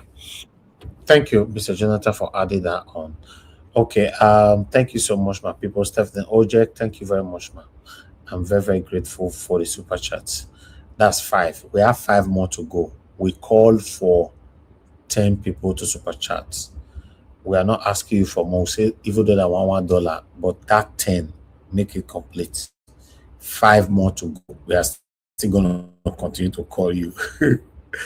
So, click on the dollar sign, because many of you are still commenting right now, but you are jumping the dollar sign. Thank you very much. Madanena, it's been a while. I see you for comment section. Oh, good evening, man. Where you this is? Say, Mr. Elvis, please, you need to run. I'm glad to see Aisha. Madanena, thank you, man. Hey, but okay, Chris, talk to us, sir. Good evening to you. Let's move on. Yeah, Mr. Njawat, happy weekend to you and our lovely mommy diaspora. It's good to be with everybody again. What a weekend. What a day to be alive. Mr. Njawat, thank you so much for all you do. Domosa. May the good Lord continue to bless you and to guide you, give you the strength and the extra wisdom needed to navigate this convoluted and tumultuous road of politics in Nigeria. And everybody on the comment section, it's good to share the cyberspace with you this Friday.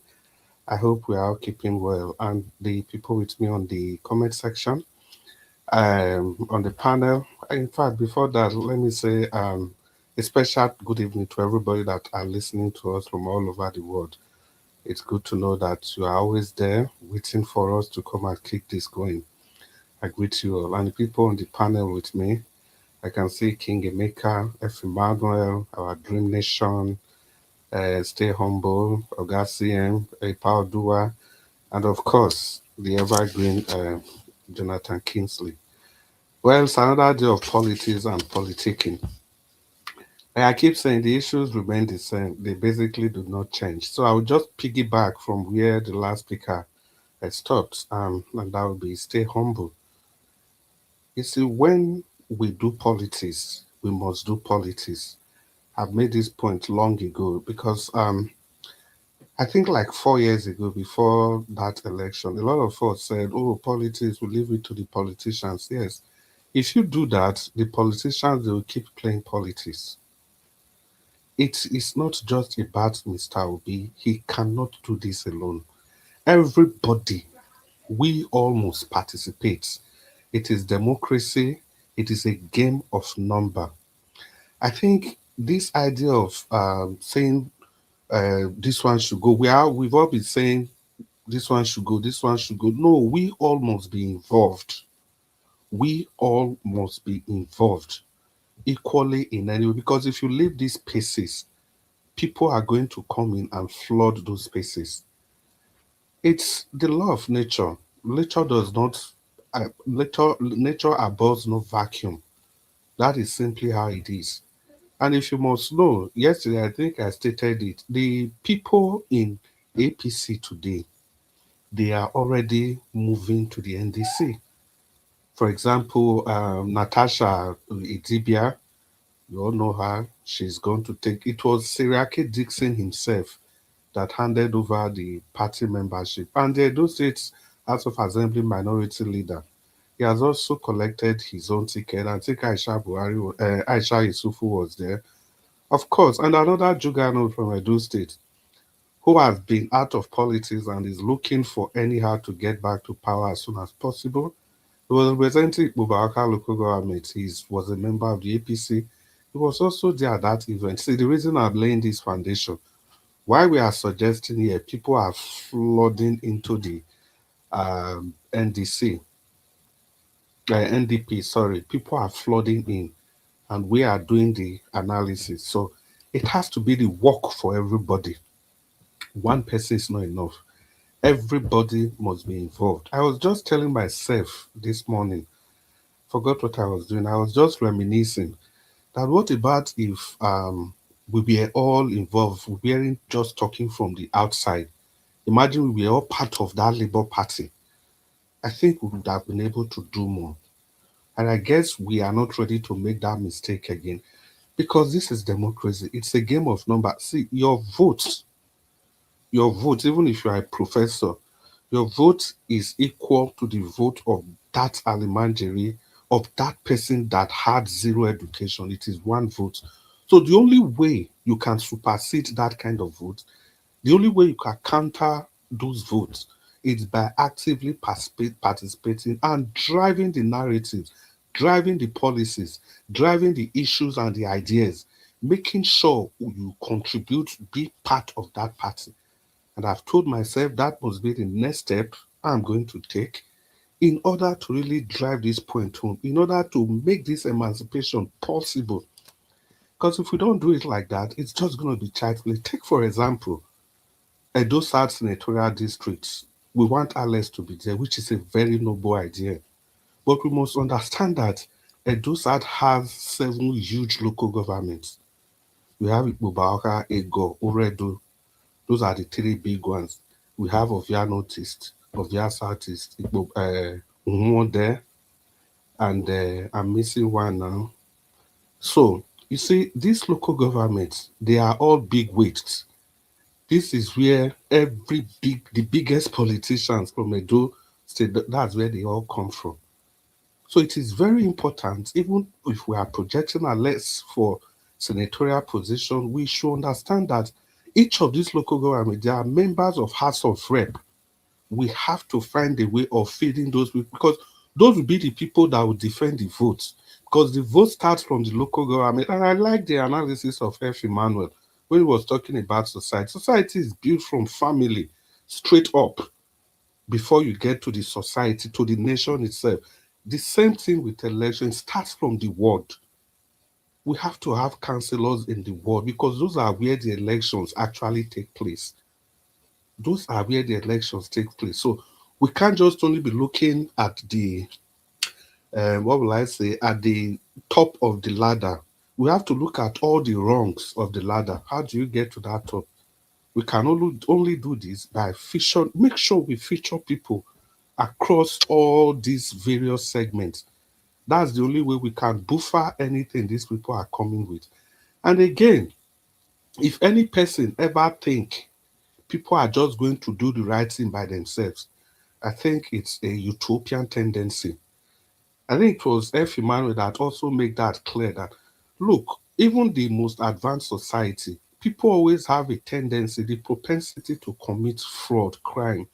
The only thing that keeps them apart, that makes sure that keeps that creates a deterrent, it's when they know that there will be consequences.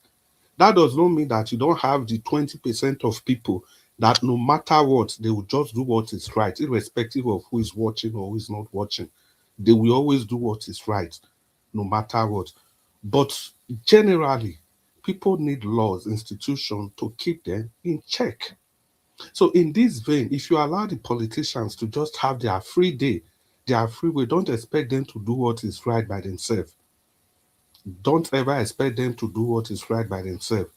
Look at China. Despite the fact that corruption is automatic death sentence, but you still see people stealing as low as $5,000 and they are sent straight to the guillotine. So the whole idea in this arrangement is that, see, the society will not drive itself.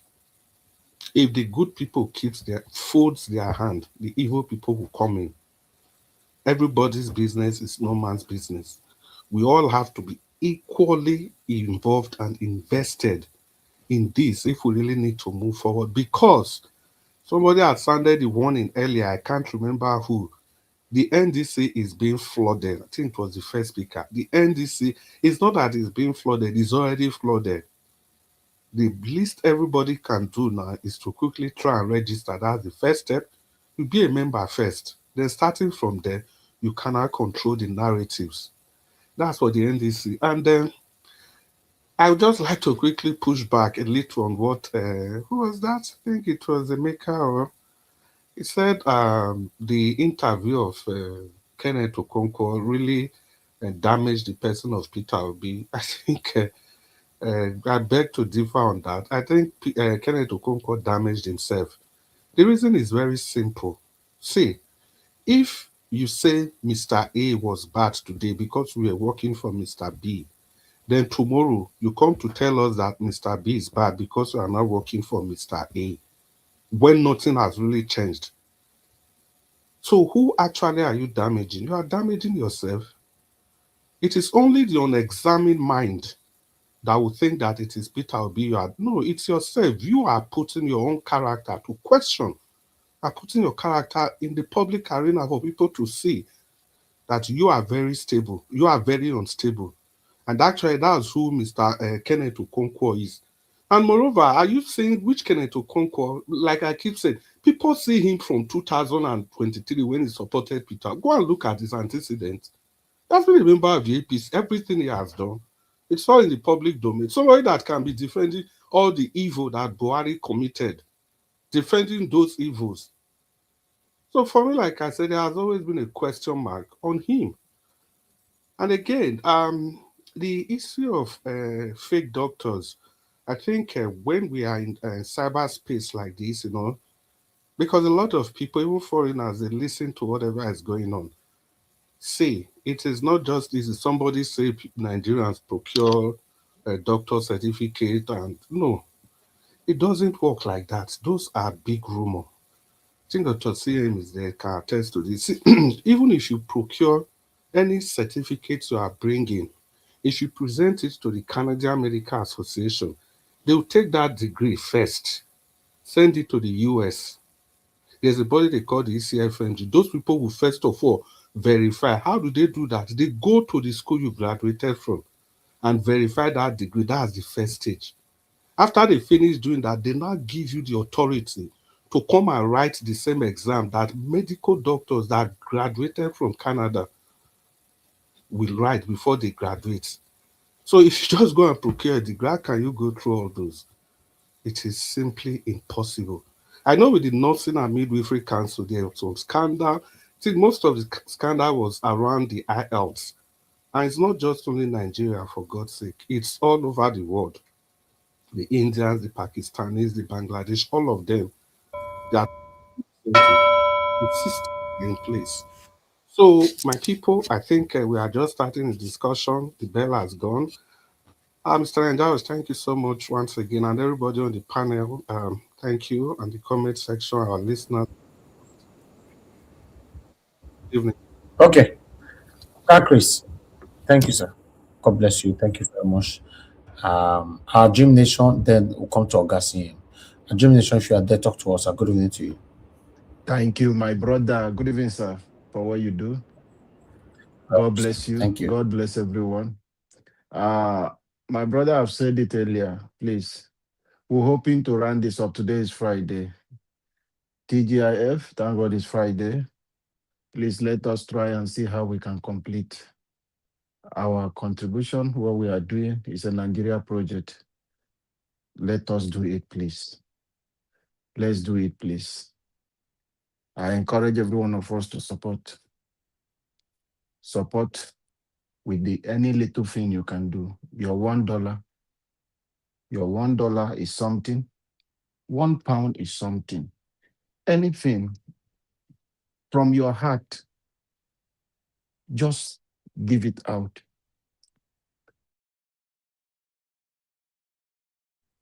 Just give whatever thing you have, please. It's highly appreciated, please. Nigerians, it's our Nigeria project, so that we can complete it this week before it gets to Monday. Let us make Mr. Avis proud of us. Thank you, Mr. Avis, for your patience. Good evening, everyone on the panel, people on the comment section. Good evening, everyone. Mommy Diaspora. Thank you, everyone, for what you do. This is something we have to come together as a team for us to get our country back.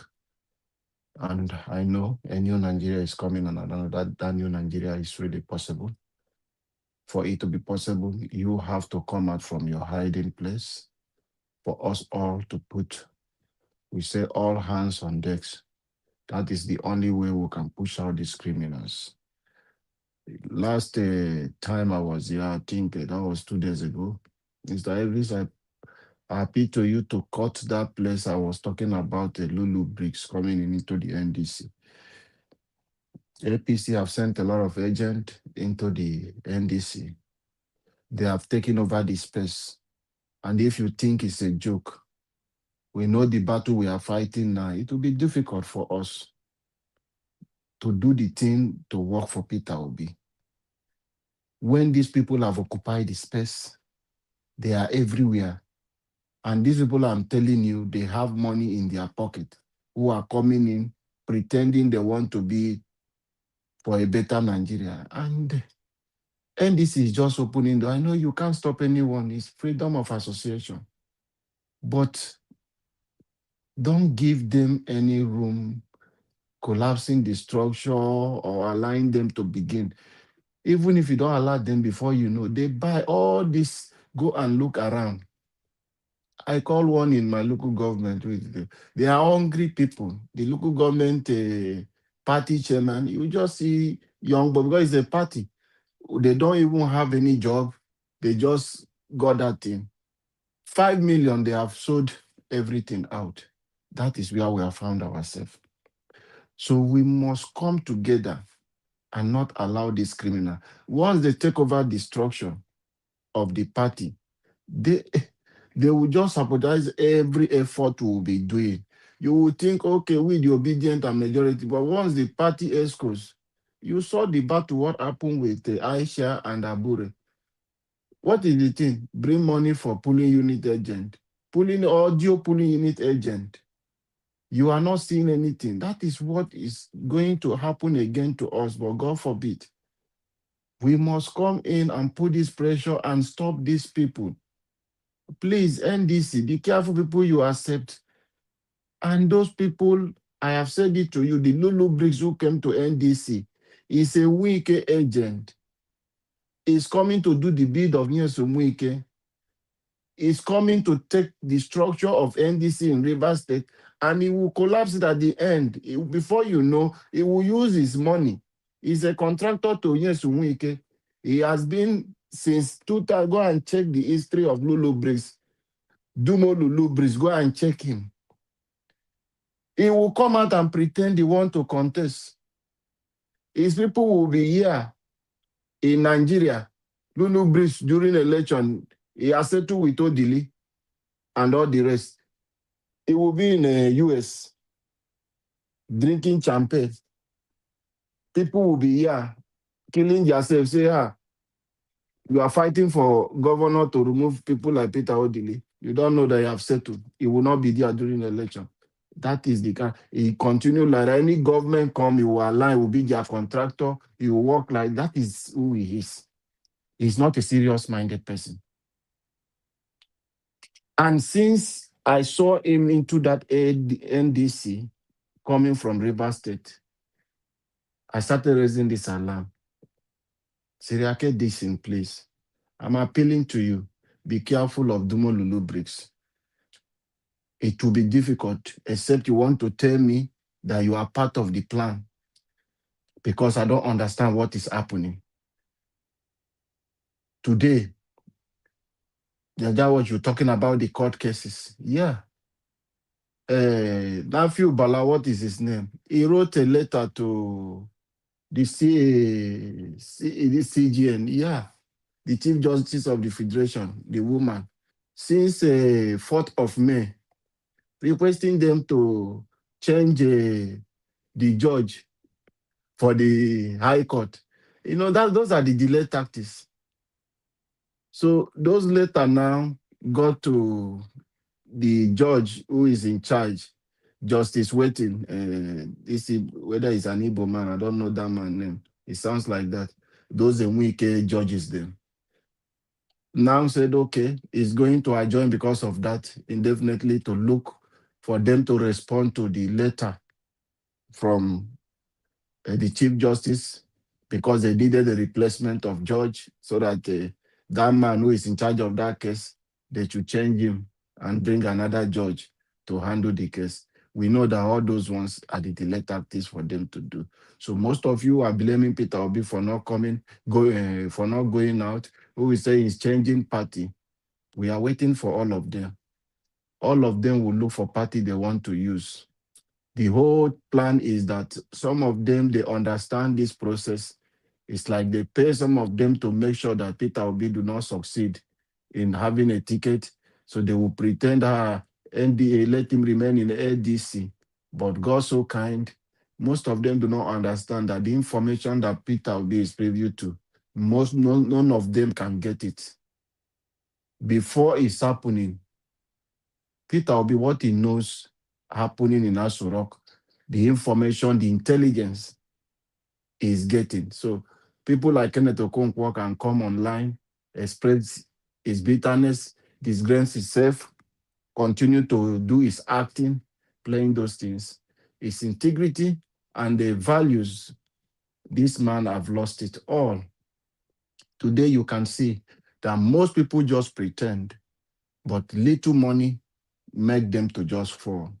Small contract, supply things to some companies has made some of them today, they behave like little baby. And they want to protect and get more because they promise them very big envelope. If you can make us succeed, don't worry, you have your way. I'm taking over this government, everything is set. And all of them, you see them the way they are doing. Because they believe in the old structure, they believe in the system, they want it to maintain that way, sharing. They know if Peter Obi succeed, it will be difficult for them to get those sharing formula what they will be giving.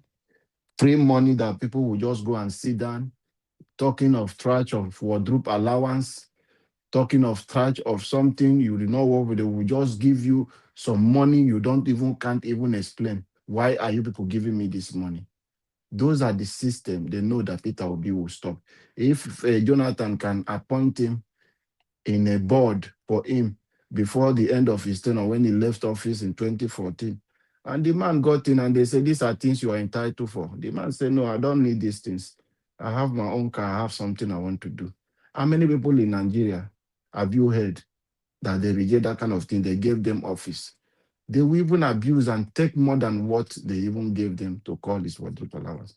So we must all wake up for us to take back our country. Let's better people get involved and pick your form. If you know you want to contest for any position, like we say, if Akpabio and the rest continue to stay in the National Assembly, it will be difficult for good policy to pass through. Thank you, Mr. Najawash, and God bless you. You are right. You are very right. But unfortunately, if the Akbabi also live there, who is coming there to take over? How can they be trusted? That's another thing. Thank you very much, Mr. Alabo, for your submission. I appreciate you all. Thank you so much, my wonderful people. God bless you all. Okay, I'd like us to move on. Thank you very much, Mr. Joseph Oji. I appreciate you, sir. God bless you for the super chat. Okay, Augustine, you have finally have the floor. Talk to us, sir. Good evening to you. Mr. Odoa, get ready after Augustine. Thank you, sir. Okay, good evening, everybody. Thank you very much, Niger Watch. Those on the chat, those listening, and those with me on the panel. Greetings to everybody. I think let me really comment on this soap opera of Kenneth Okonkwo's, diarrhea of the mouth. As much as people may think that he's destroying P2B, you mind the person should go and maybe have a rethink. That is even an indictment on the state of Nigerian media. They're just willing, just whatever he says, they cast it as headline. You don't interrogate the essence of a media. Sometimes, particularly political commentary or interview, you know politicians, all you need to do is that when they speak, you keep record. When an issue comes up, maybe a year or two or three, or even next, you remind him what he said, and you don't just say it.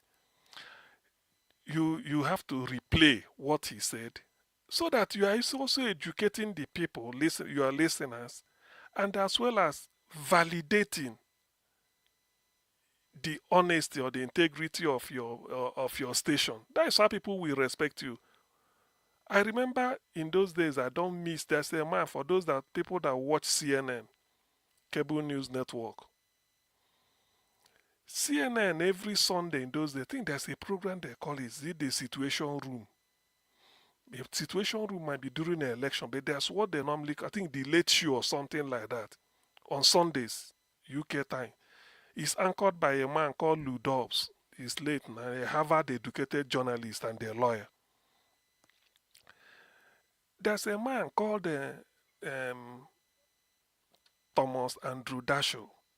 He's a senator representing North Dakota or something like that in US, a Democrat.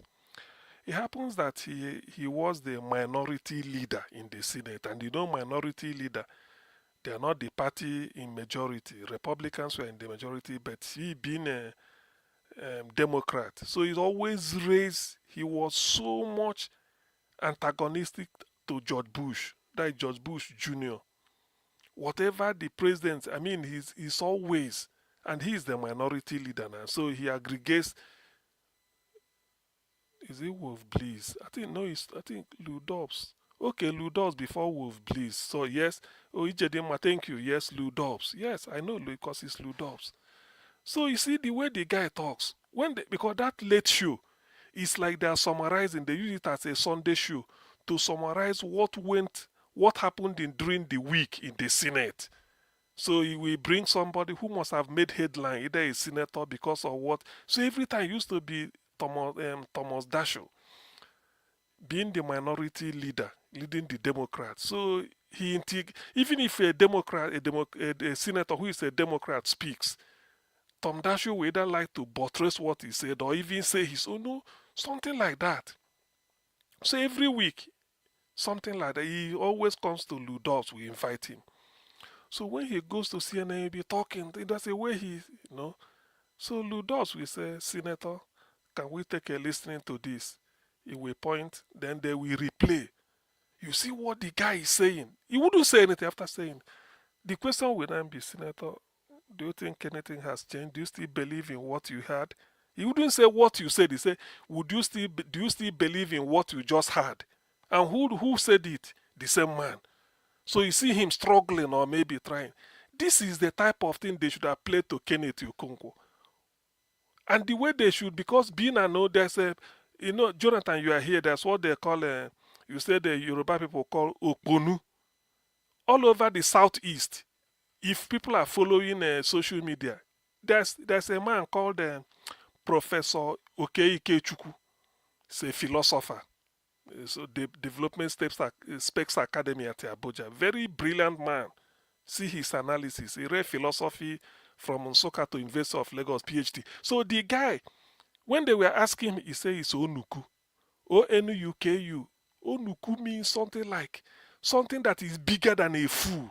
You don't really know how to call him. And because he's from Nsukka area, they now call him Onuku Nsukka. So when because if you say Onuku, you can be foolish or person is a fool. But if you now say Onuku Nsukka because that is where Kenneth Okonkwo comes from, Nsukka. So Onuku Nsukka means the Onuku from, so they've known. What I expect the media to do was, when he's just yapping all this, they just say, Mr. Kenneth Okonkwo, please hold on. Let's take a listen to this. They will play it. What he was saying about Atiku. After that, they said, and this is the man you want to be president of Nigeria. Do you still believe in what those things you said? In fact, the closest to what Ludop did was this Hassan, the one that interviewed, what is his name?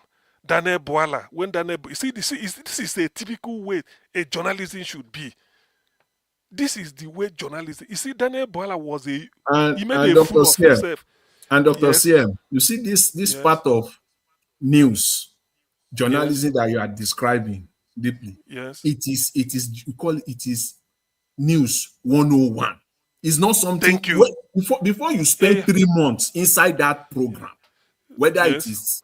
it is certificate program, whether it is diploma program, whether it's the degree program, before you spend 3 months, you don't know this one. Because one, what you are trying to do is, you, the media person anchoring it, you are burnishing, you are advertising, you are telling the world that your media platform is the best in the world. You have integrity. Then the person that is messing up, people will not know who is that person really. This is how you educate the people.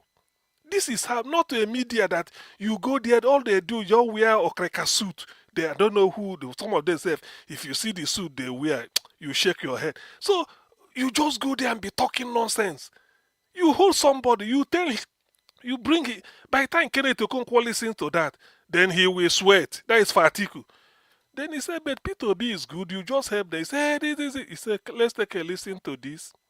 You see, when he was talking about P2B, is the best, is this. Now, what has changed? After saying that, you now come in and say, look at what you say. How do you think Nigerians will look at you?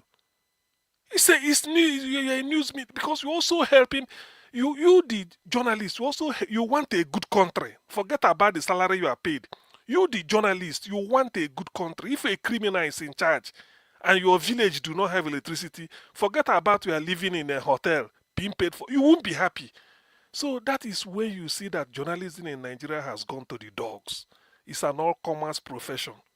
Any quack, any idiot can be a journalist.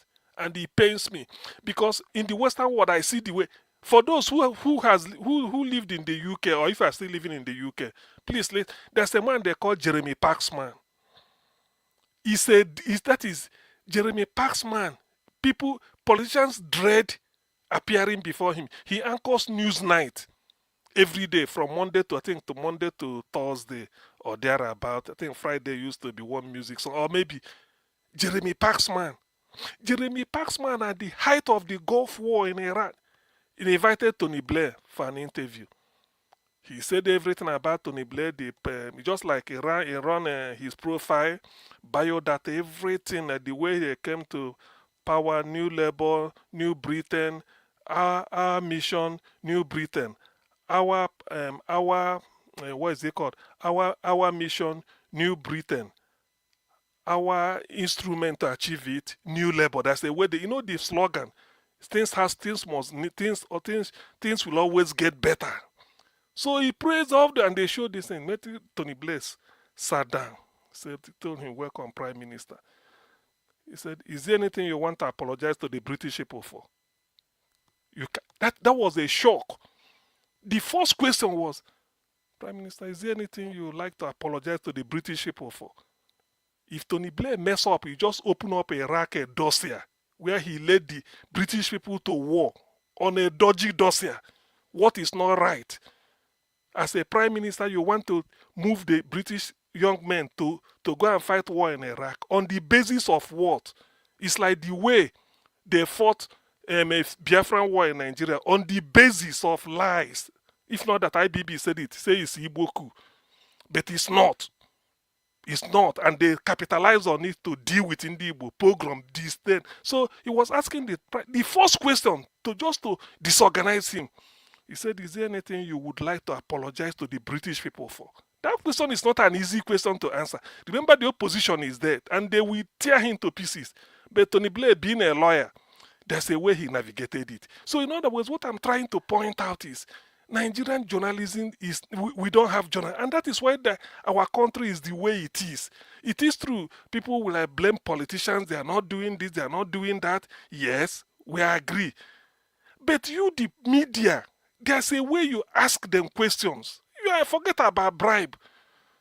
You are telling you, if you say your name is Kenneth Okonkwo today, and maybe 2 years later or in a year later, they are asking you, are you still Kenneth Okonkwo? And you are saying your name is now Joseph Smith. People will say, Kenneth, take a listen. Joseph Smith, take a listen to this. This person says, do you know the person there? That is the way you let the person convict himself in the court of public opinion. But Nigeria, everything because they are against Obi. And when I see the narrative they are giving because of this propaganda against Igbo man being president, we've been having Yoruba people as president. You can never hear Yoruba president. You can never hear Fulani president, no matter what. You can never hear a job president. But Igbo, so they just want to use anything that can, even if they cough about P2B, they everywhere demand somebody. The other day, Shehu Kimbaloye was asking somebody. He said, is it in the culture of Igbo politicians to be prostitutes? Do you know what is prostitute? Moving from one party to the other. I shake my head. I wish, and the person he asked that question, I will dress him down. This is the question you are asking. Is it in the they are play to be? Who hasn't moved? So Fulani does not move from one party to the other. Other ethnic they do not move. You see, this is the journalism that Nigeria is practicing. And I now believe what Thomas Jefferson said, the third president of the United States and the writer of the Constitution, who really put it in writing. He said, press should be feared more than the media people should be feared more than the president or even the military. Because you moderate the conscience of the country. The public are looking upon you. What they couldn't see, it is you that will bring it out. Issues that they are burning, there's a way you place it. Then the people will listen. Because that is, you are trying to bring a referendum, sort of, on Kenneth Okonkwo. People will now say, so this man said this thing about Atiku, and today he's telling you this. You can't believe him now. You can't. He said this thing about P2B. Hey, so what has changed? So P2B is now war. People will say, look, you are not a man. You haven't got conscience. As a man, if you can dribble your wife, the woman will know that you are not a man. They can't stand behind you. He will tell you, a strong lady will tell you, look, I want a man who is strong. If I make a mistake, correct me. Just let me know where you stand. Then you are wavering from here to here, from here to... all these are nonsense. So that is why the soap opera is running. He will go to somewhere and be talking, and people are looking at him. They look at it. This is a man that, on record, bring it out. If you call Daniel Boale again to go for interview and say, he may even decline. I wish maybe that Mehdi Hassan of Al Jazeera, I think he maybe let them invite Kenneth Okonkwo there. But because of Daniel Boale, he may decline. Because they knew. They have known what is happening. So this is the type of journalism why Nigeria is in a complete mess. Our media are just propaganda media. They are half-baked. Most of them are not educated. I'm sorry to say this. You're online, Dr. CM. You are even being generous. Most of them, I believe I've read more books than most of them. Not You are medical just or maybe science, even social science, philosophy. I've so much. Why is Dr. it that I Siem, say you yes? are too generous. You are too generous, sir. Please write down. You are It's true because this is what makes the society to be used. Do you know that in UK today, I bet it, they say the England is the most civilized piece of land in the whole world. England, you are seeing, they are the most civilized. You dare not. You dare who their media. If they want to cover something because of patriotism, they can cover it. But if they want to dig out any truth, who the hell are you? Who are you to bribe a journalist in the UK? If you bribe that journalist, another journalist will investigate and bring out the bribe and punish the colleague. That is the way their media is very free. I can tell you so many. They have hidden cameras. They wear, you don't even know. The pen he might be using to jot what we are saying, you think it's ordinary pen. It's a recorder. The Dr. toothpick he may be TM, using, you didn't know. So there are a lot of things. So you are afraid of meeting them. Unless you know what we are saying, you just be careful and then answer. Otherwise, if you mess up, they mess you up. You don't pay anybody. He doesn't care. They dress you down. Look at their former ambassador to US, Peter Mandelson. This is the man that built New Labour. But the man has been dragged to the mud because of his dealing with Epstein file. They dig into it. They wanted to get Prince Charles, the King Charles. But the man has to wash off and said his brother Prince Andrew also let the law take its course. He washed his hand off and they're interrogating the chap. I don't know whether I don't know what. Maybe I've not. I didn't follow it up. So what I'm trying to say is that the media in Nigeria is the greatest. You see, they're the greatest evil. The media, they are the greatest evil. They don't do anything. And then I cannot say that they are handicapped. They don't know what it means to practice journalism. Even when you have to ask questions, you don't ask. When they go and interview Wike, imagine a motor packed out like Wike. And Wike is a member, body of benchers, permanent member. Do you know body of benchers? People that will determine who will be a senior advocate. Look at Wike. Can you imagine how and they know all this instead of you to dig in and then say, look, why are you this, and they ask, he doesn't know. All they know is that they just share money and the media will just be following them. When you know you have the power to ask questions, even if you don't want to ask serious questions, you replay the voice of the person, say, look, you said this the other day. Do you still stand by it? By doing that, people listening to you that are watching the interview, they will now say, okay, they can decide for themselves. That is the meaning of journalism. When Zeke practiced it, he said, show the light and people will find the way. So they don't show the light. They keep the people in darkness. That's why Kenneth Okonkwo is having a field day. Niger Watch, thank you very much. All right, Augustine, thank you, sir. I'm always happy when you call me like this to counter these people with facts. Thank you very much for your submission. Okay, Mr. Odua, please talk to us. Good evening to you, sir. Good evening, Mr. Najawash. Yes, sir. Happy Friday. Thank you for your good work. And God bless you. Good evening, everyone in the panel. Happy Friday to all of us. Thank you all. God bless you. Good evening, Mommy Diaspora. Happy Friday, ma. God bless you. Thank you very much. Good evening, commenters, listeners, and viewers, and the passerby. Happy Friday to all of us. God bless you all. Well, I really don't have much to say than Alex said people are trooping into NDC, Niger Delta Company, or Nigeria Democratic, how do they call it, Congress. Anyway, and that is how it's supposed to be. Because a good thing sells himself. He doesn't need to do advertise him when he advertises himself. So as Peter Obi which is the rock, go to that place, what did you expect to see? Peter Obi single-handedly raised Labour Party that doesn't even have local government or a councillor, but he make them a senators, House of Assembly members. So not to talk of when we even have 16 assembly members now in this, because they said no structure, but at least we have 16 assembly members to start for a start. So, and it is person that need to take it to community, street, lay, market, farm road, even Sherry Junction or pepper fruit tree junction. So it is people that need to take it there. Whether good or bad, let them rush in so that the news can spread everywhere.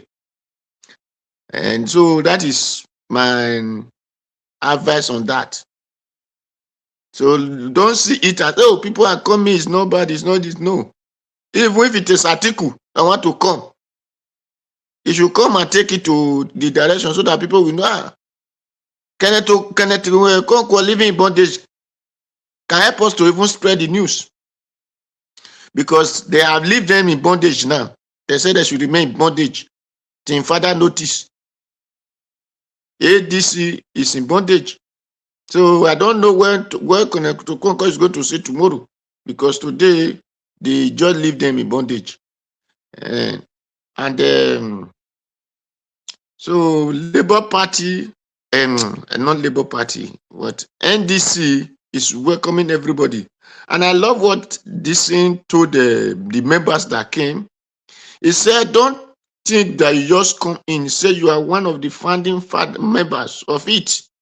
So take it or you look at crowning of your land, of your community, of your street, of your villages. Spread the news and let people embrace it. Go with our constitution. Take a copy of our constitution. Be a good member. Don't be the one to destroy the party.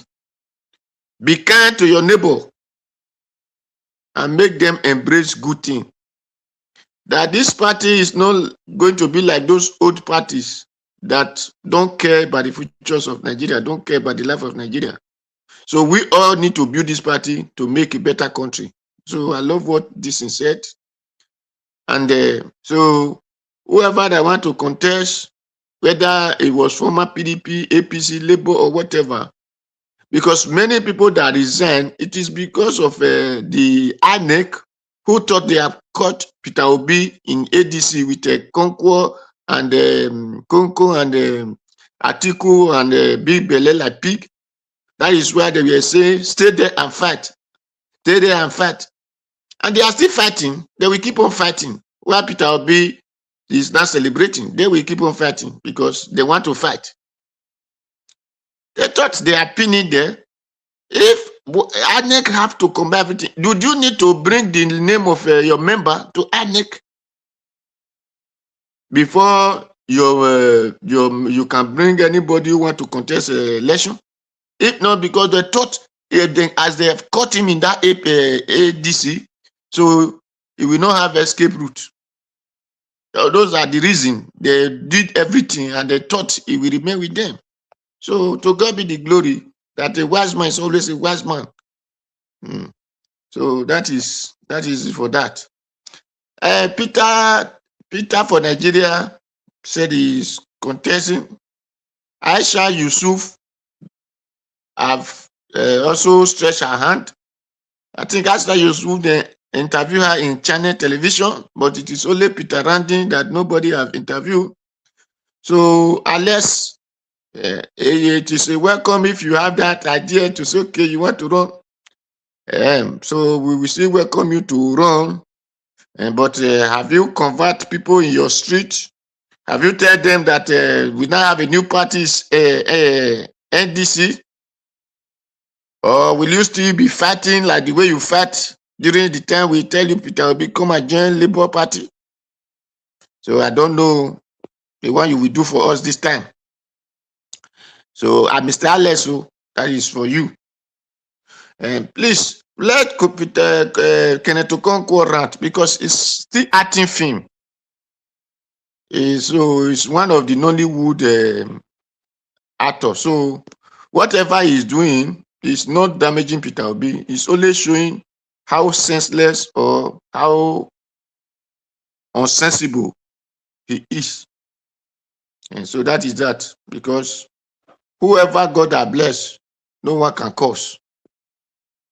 You promote person last year, today you are demoting the person. You are like Oshomole of Edo State. So, and the same thing.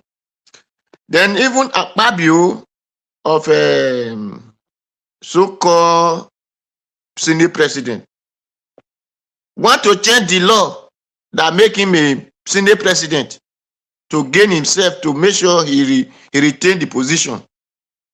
That is how wicked Akpabio man is. The thing that make you a Senate position president, you go there, you don't want others to benefit from it. And that is how they are making all laws now that they said you want to destroy Nigerians. But to them, they are building Nigerians. So, and my brother who said that Nigerians, they are thieves, they are this, they are that. You are right too. But my people said, a person who said women are no good did not exempt his mother or her mother out of it. So that is it. Because, okay, anyway, thank you, Mr. Najawash. You want to finish that because all right. Mr. Dua, thank you, sir. God bless you. Okay, my people, we're going to have our final submission now, but I'm just going to give 2 minutes because I don't want us to stay longer today. Let's round up. Let's do 2 minutes so that we can round up. I'll go straight to Emeka.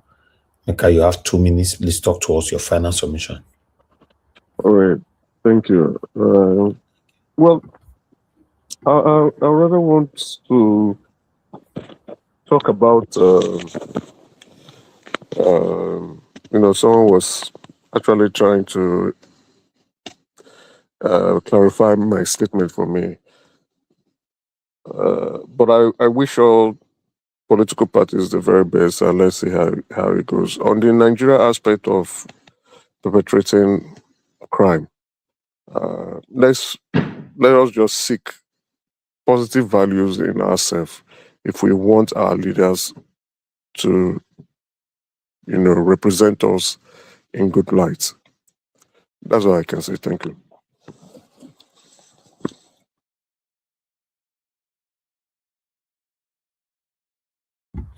Okay, thank you very much, Mr. Emeka. Oga F. Emmanuel, are you there? Okay, you're not there. I'll just move on straight. No. Oga Chris Doble, please, your 2 minutes. Yeah, once again, good evening, everybody.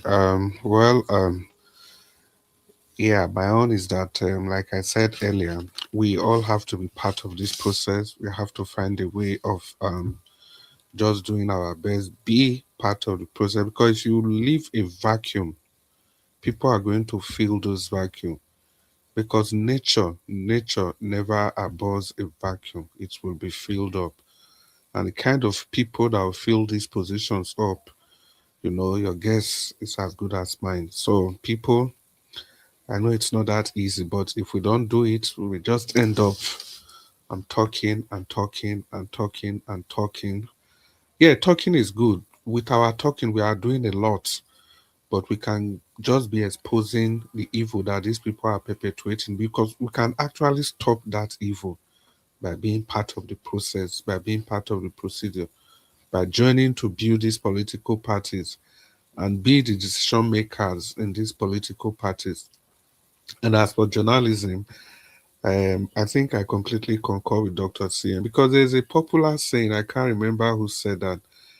It said, between a government without free press and free press without government, I would choose free press without government. It's Thomas Jefferson. It's Thomas Yeah, Jefferson. that is quite profound. That instead of me to have a government where there is no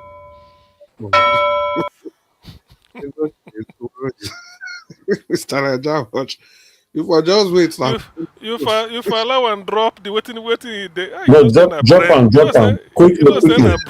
No, Okay. now only 2 minutes. So today is strictly 2 minutes. Go ahead. Drop that last statement. Thomas Jefferson, one of the founders of America, now then designed the Constitution, he says, see, to tell you how journalism is, how important it is, he said, instead of me to have a government where you don't have freedom of press, I would prefer to have freedom of press without any government. That is profound. Thank you all and good evening. Thank you, Mr. Nanjawaj. Thank you, Oga Chris. Thank you, sir. Okay, let me go to RJ Nation. Are you there? Okay, Oga CM, your 2 minutes. Sir. My 2 minutes quickly is to this NDC. I saw I was looking at Facebook at the background. Somebody was posting a hall in Abuja or so that they are going to have their convention tomorrow, being Saturday. Maybe some people may confirm it. I'm not aware, but I don't think from the person who posted it, I don't think it should be a good news. Yes, they have to hurry up, and all those conventions should just announce P2B presidential candidate and Rabiu Kwakwan so that whoever is now coming won't come and rock the boat.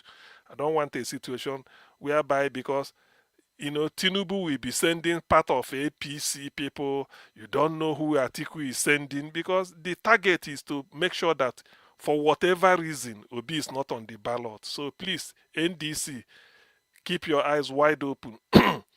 If the convention is taking place tomorrow, let it just conclude with your presidential candidate and the vice presidential candidate. Because the moment you announce it, campaign don't start. And it's like starting a war in which you know the day you started it, you don't know how it's gonna end. So if they venture announce Peter be presidential candidate and Kwankwaso to deputize him, they can't control the crowd. It's like everybody will go wild and the campaign will start immediately.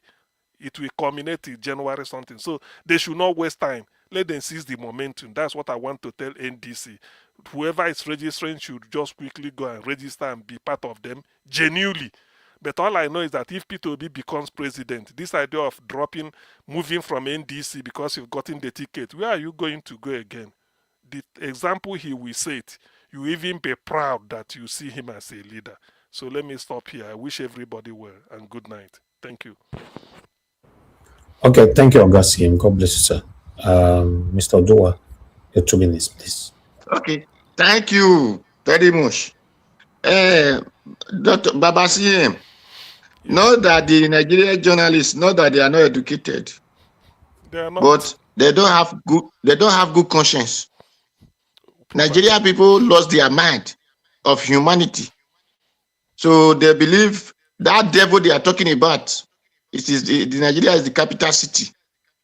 So that is just the truth. Because the people that were journalists like was our father, Delegiwa, then plus the other, our senior advocate that wanted to become the president, that don't have only one vote. So those are the only people. And Baba Fela. And because the rest of Nigeria, they say, brought up a child the way we go, when he grow, we not depart. So when evil people like Babangida who take over, like the one who's supposed to concur, who did not concur, those one were president, Buhari became president. What did you expect in such country? So that is all the truth. And if they can be calling Abati daughter of lie, what did you expect in the journalism? So they did not even know what they call journalism. That is all true. They don't have the good mind. They don't care about other people's life. That is why you tell you respect Edda, Edda who did not respect himself. So Nigerians and this is why I always blame their tradition, this white man tradition they brought to us, they call religion. Because the time we were following our tradition, everybody were afraid. If you do bad, you know there's consequences. So, but this, their white man will tell you there is one more we forgive you. That is where the problem came from. So that is just the truth. Thank you, Mr. Najawish. Thank you very much. For me, I strongly believe, rather, I strongly agree with you, Mr. Odua. Lack of our traditional practices is what is causing majority of the things that's happening today. You know, but we'll discuss that another day. Okay, Mr. Jonathan, please talk to us, sir. 2 minutes. Okay, Mr. Elvis, thank you. I greet you once again. You see, our politicians have one thing. Dr. CM, I want to really appreciate you for your submission. I'm really tempted to continue on that line. But before I do, if the time is there, let me say this. Nigerian politicians are taking advantage. And what they are doing is that Nigerians will continue to vote for them. They will continue to follow them, even though they are the most irresponsible and the most unaccountable politicians that we have. You've had your time. You've had the opportunity. Nigerians gave you the opportunity to serve them, to serve your constituency. And you have failed. So let others come in. The argument that we don't know the people that are coming in is not strong enough. We have to give them opportunities to come in. And when they fail to prove their competency, we'll kick them out too as well. So nobody should say that I don't know this person. The thing is that there are core tests that needs to be passed. The real critical questions. Who are you? Anyway, we leave it. We leave it there, Mr. Elvis. But I will just end on this note also. We don't have media in Nigeria. Exactly. Once you are listening to an interview, and that interview or that TV program or anything is not giving you two of these three, dump it. That is simple journalism. It is either it is informative, it is educative, or it is entertaining. If one of them is missing or two of them is missing, just dump it. What Shehu Okibaloye, all right, Ruben Abati, they are doing. All these three are not there, and they know that. I don't know whether they passed through school of journalism. All these are not there. They are just merely entertaining. Kenneth Okonkwo is just an entertainer. Yes. Nollywood. You are not interrogating him. Okay. Anyway, Mr. Elvis, thank you. Let's give. I appreciate it. Thanks to everyone. Thank you, Mr. Jonathan. God bless you, sir. Thank you. All right. Give us a minute. You came back again. We'll be calling you all day. Can you speak now? You only have 3 minutes. 3 minutes. Thank you very much. I do appreciate you. Thanks to the panelists. Greetings to everybody. Thank you very much. Well, there are no much to say. I think for me tonight, with all of this defection into NDC, it is very, very important that we learn from the lesson that happened in 2023. Mr. Peter Obi, by God's grace, is a man of the people. But also, we cannot allow criminals to ride on his back, get there and turn against the people. An example is someone that was mentioned here yesterday, Neda Emaswen from Edo State, and other of them that are now defected into APC. These guys basically just went there. Now, when Kenneth was saying that Tinubu helped people when he was governor, Peter Obi helped people when he was governor and after governor, because it was on Peter Obi's back that an Okada man in LP became a senator in Nigeria, if I'm correct, because of Mr. Peter Gregory Obi. Now, you will think that such person, that Okada rider, Neda Maswen and all of them that went into the house, you would think that they will form a block, like Mr. Nina was talking yesterday, a block of this representative, a block of this senator from the lower chamber and upper chamber. They meet every week as Labour Party people to deliberate on things. Just two ladies troubled Donald Trump in the US. Now, you now have more than 10 people that rode on Mr. Peter Gregory Obi's back, went there and defected. We cannot allow such to happen again in this circle. And that's why we are calling NDC, make sure that you vet these people. As a matter of fact, the one that was, the Natasha that was given this thing in those states, for me, I would have said it's a no-no. Although she has not gotten the ticket yet, she's only a member.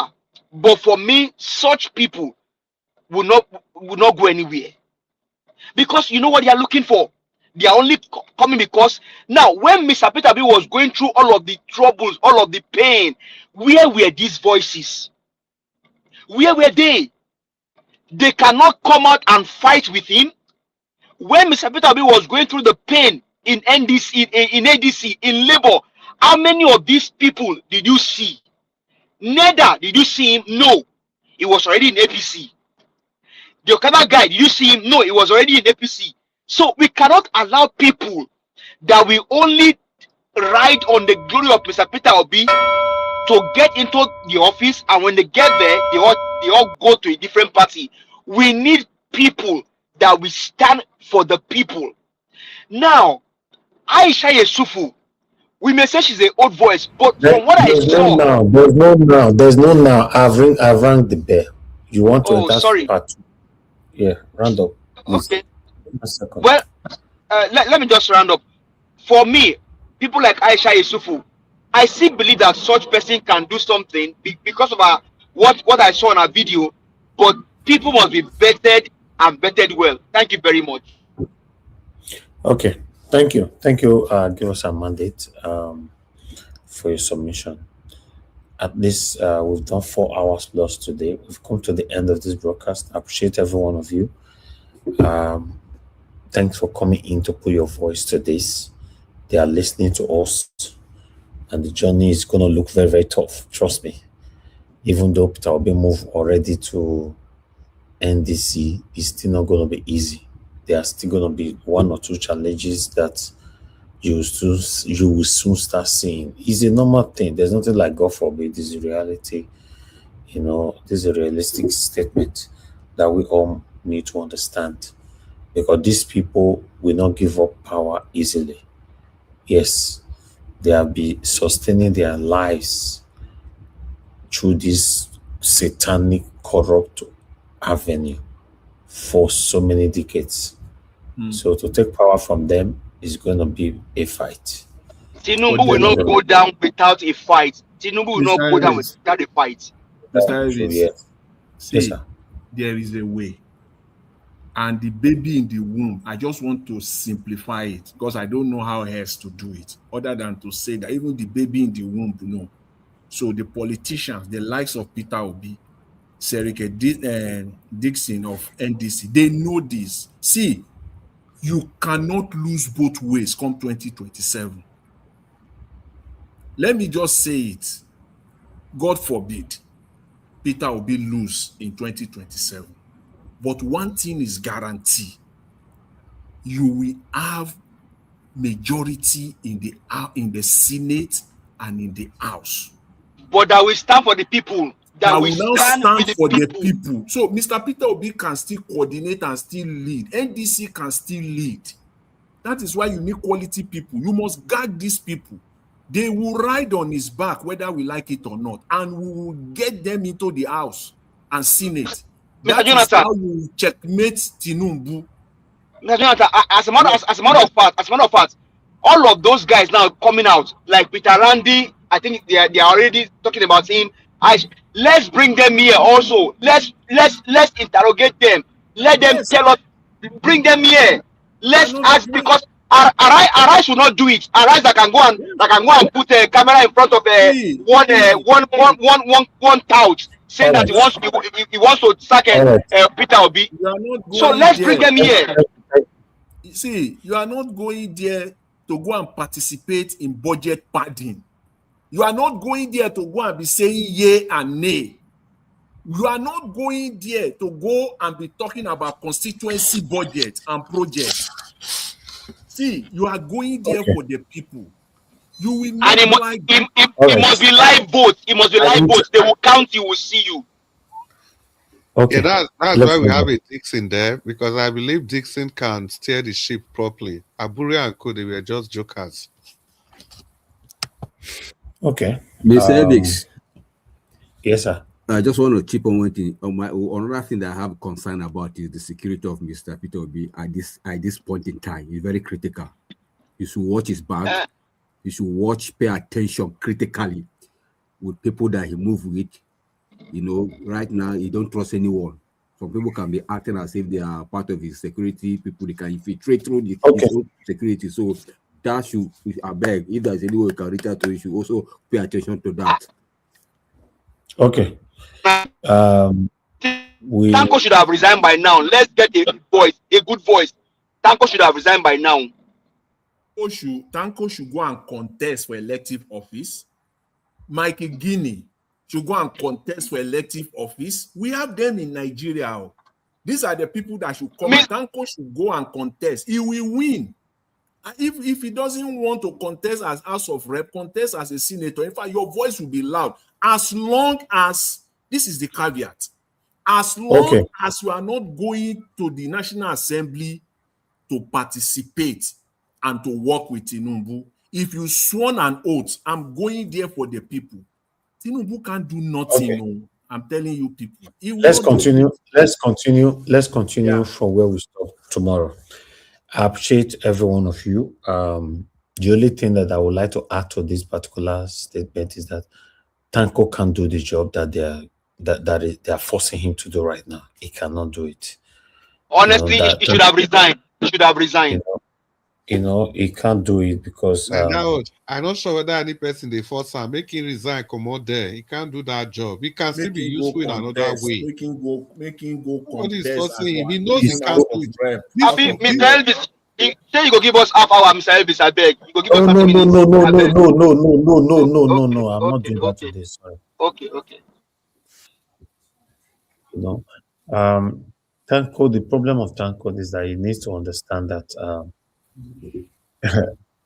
sometimes, in fact, I don't want to talk anything that looks like we're talking down on him. He's a good guy, but you are not talking down on him. You are only giving an opinion and an advice. See, APC is not falling down. They are not sitting down. It can still function in another capacity bigger than that, but people should be tuned to what they can best do. We need somebody that's vocal, outspoken every time, issuing statements. Someone like Randy Peter. Hold on. Ikeshuku, your comment, you said, please, Tanko should be encouraged. He's been with Peter Obi for a while. Is that what we are talking about now? Everybody hold on now, please. I'm responding to something, please. Is that what we are talking about here? Is anybody criticizing him that is a bad person? We are talking about someone that have a voice, a vibrant person, someone that can tackle satanic spokesperson of APC in the national TV. We are talking about that. If Tanko they talk, they sleep. They fall asleep sometimes. Is that what we are looking for now? I don't understand. Now everything they put emotions. We should be careful. Now so we careful. Now all of us think the way we did so. But when we are talking, sometimes I'll say, be professional. Now the same professionalism that many of us practice. Some of our elder or whatever, they read the paper, go enter inside grave because you don't want to speak. Or in the religious terms, if person slap you for left, give her right, make it slap you. Where? Tinubu go slap you now. You can't turn right. You go turn left. Give Tinubu right. May slap you again. No, you know slap me again. No. Tanko Can't you can see? function Can't in you- another Isn't bigger it capacity. obvious that Peter Obi's camp is too quiet? It's weak. It's weak. Weak. Yes, Weak in Yeah, exactly. responding. rather weak. Weak. Yeah. Exactly. Ikechukwu, now you are the ask my brother. You know they see him. I be to say na emotions you want to win this election. We should encourage somebody Who that be the person where they bring out to come and talk since Kenneth came out? Nobody's Thank talking you. for us. Thank you. Exactly. Thank you, sir. Thank you. To come and counter Kenneth. Now, The thing is, now, Tinubu with the talk. Oh, now Tinubu with see, the talk. hold on. Tinubu is Agbero. Hold on. Till now, since Kenneth Doty disgrace himself, nobody, apart from say we for a year and many other concerns Nigerians in their platforms, on their own platforms, nobody that have been to mainstream media to tackle Kenneth. Say if he wants sleep, he go to dream of a desert. Nobody. You say Mekolimo could delineate with him. Are we fighting him? He cannot do the job. We need somebody that can vibrate. He will be like say ground they tear. That's what we are looking for.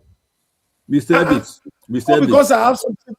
You said what? Sorry to cut it. If not that Kenneth Okoko, he has been corrupted. He has that vibe. He has that courage. They don't need us that. Don't go there. Hold on. I said if he's really on the this side 100%, if not that he's not. The guy don't tell him mine now. He don't tell him mine already. No, Kenneth Okonkwo na money man. Make una leave him. Even before he come support to be, go and look at his antecedent. I beg. You know, Mr. Chris, you know what I mean? Mr. Elvis here. When Obedience were dragging Kenneth Okonkwo the last time, Mr. Elvis was even talking for him. Elvis was talking for Okonkwo. Listen, give us a mandate. I'm not disputing that fact. What I'm saying is that if it is someone that can be trusted. He cannot be trusted now. He don't show you now what to do. He cannot be trusted now. You can't go there again. Give us a mandate. Hold on. Give us a mandate, please. Hold on for a minute. See, listen. Because of what is happening now, you have to cast your mind back. Was Kenneth Okonkwo, when he was talking for Obi, was it out of conviction or waiting he go gain? Now waiting he go gain. How? He was asking Obi to buy a duplex. Obi say you can go and I can give you money for rent a flat. If he say that one too small for him. Well, do you have evidence for what you are saying, Augustine? Which one? When Kachion Onuju said it openly, Kenneth don't dispute him. Kachion Onuju, who is follow. Hey, where is this lady's precious interview? That is everybody knows it now. I'm not lying to you. Okay, yeah, I agree with I'm not lying to you. Yeah, this lady precious thing. Yeah, he said it up. He said Kenneth should come and debate him. Let him come and deny it before him. Because are you telling me he didn't hear it? He said he went to Obi. Peter, now this catch on Uju. He said now then go convince Obi and do your cook. They told Obi say you must run. Obi said no. He said look, before you know he leave Obi, go they meet prominent Igbo people. Like Emeka Anyoku, tell them say, look, let them tell Obi. No, I'm coming. But because of this, too far, please. Okay, The quickly say it is that what Kenneth Okonkwo was saying, vibrating all those ones, it was for a fee. Unlike you, Niger Watch, and those of us doing it here free of charge because of conviction. Kenneth was doing it for a fee because the fee didn't come out in Thunder against. So such a person. The thing is, let's focus on what we are saying because you guys are already diverting. And I have Emmanuel and I carry go they unmute. He said they talk. He say if not. Somebody show that is evil. You are still saying if not. Augustine, hold on now. You don't already talk just now. Thank you. The situation here is that we need somebody that can counter these people. Listen, guys, people like Kenneth Okonkwo Budane Buala, and many others. They are coming to beat us in case you don't know. And nobody they where I don't see now we go feed the counter these people on this national screen. You know they Mona they apply emotions. Mr. Evix. You know they now only here we go bring and come we go break them. But on that national screen, as Kenneth they come up for that hall, our own go enter. As Boala they go, our own go enter. Now so what they do, not be emotions. So they tell us, you can even hire Alice. You can even hire our own Alice here. You can hire him. We have people that can do this job. I think the only thing, I think I said it before. The only limitation I'm seeing from the obedience angle, maybe the Peter Obi follower angle, is that they don't really have media people. That's media, apart from the way they from different corner. You don't really have good, strong media representative that any nonsense they hear from you, they counter it immediately. So Peter Obi need to okay, F. Emmanuel. The media. Let me even bring this into it. Do you know that this guy, Justice Crack, that was arrested, only about 4 or 5 voices is making wave? Randy Peter, Mama P, this other carrier, what's his name, and these other guys. Those guys are the one that are calling it short. This just few 5 guys are the one disturbing these guys now. They are Nigerian military came out, give a statement, and do all that they did. Just these 5 guys. If we have these 5 people here, can't they do something? No, I disagree. Not just them. Please don't say that. You are belittling the effort of so many other Nigerians. Because they turn camera on top of their head, they are left and right means they are the one doing it. Don't ever say such a thing, please. No, but these guys are going. They are going to the defense headquarters. They are going places. No. I'm not defeating others. No, don't say that. They didn't go anywhere. They are just on the gates protesting as normal as you are protesting here. No, VDM did more than them. He did not go on the streets. In case you did not know, he did more than them. What did he do? He did more. VDM went, had a meeting with the generals himself. Yeah, so I don't want to go there. Please, I think Showore did something to set Showore as well. Why is just these guys, 4 of them, just 5 of them? That's belittling to people's effort. When we are I'm not belittling people's effort. I'm just telling you. Don't use those words. They did do nothing. They're only on the front of a gate, jumping on the floor, crying and all that. Fine, acknowledged. But acknowledge everybody. Is that what they talk? Okay, everybody. Hold on, please. Those kinds of what make me angry. What VDM went for? Can they those people you are mentioning their name? This one a photo up now. This one a photo up, I beg. Leave this one, I beg. This one a photo up. This one a photo up. This one. Tell me now. The photo of fine. How? Because they play and they go. They play and they go. I go tell you. No, you tell me now. You just said something. Correct us now. Let educate us. I say bottle off. Okay. So now when this guy when he get there, he didn't talk about Justice Crack in initial. It was later he now say even Justice Crack. This one now they show me saying do something. And then the commodity and commodity. Yeah. He didn't go. Yes, he didn't go. He went there. You are just shouting. Your thought is giving me a headache. You are not yet to win. You are asking to win. Go ahead. Please. Thank you very much, everybody. Let's continue tomorrow. I beg. I don't argue to win. I argue to win. I am not arguing to win you. I am just explaining things to you. How can you be killing people's efforts? Somebody went to see the generals. Only the reason is because of Justice Crack. You are belittling it because you hate him. This is what I talk about from the beginning. Let me speak for Christ's sake, please. This is our problem. This is what I talked about. Oh God, I need to end this show right now, please. If this guy don't want me to talk. You cannot be unmuting yourself. Please let me speak. I started this conversation from this beginning of this broadcast today that we are selective with our judgment. That's what you guys are seeing now. Because I hate Oga CM, any of his effort now will be rubbish in my eyes. Because I hate Mr. A, is something else. We are selective with our judgments. In Nigeria, we are selective with our judgments. Of course, he hates VDM. What are you talking about, Black Panther? Why are you being hypocritical? And today, you know, say, give us about they hate VDM. You cannot say that. You cannot say that. You hate him. Take that back. Take that back. You've never said anything good about him. You've never seen anything good about him. Yes. You can. I have told you here. You can take him as your own hero. That's your opinion. That's your opinion. Mr. Elvis, you see, Mr. Elvis, you see that visit, the one where they invite VDM go defense headquarters. That one as selection is propaganda work.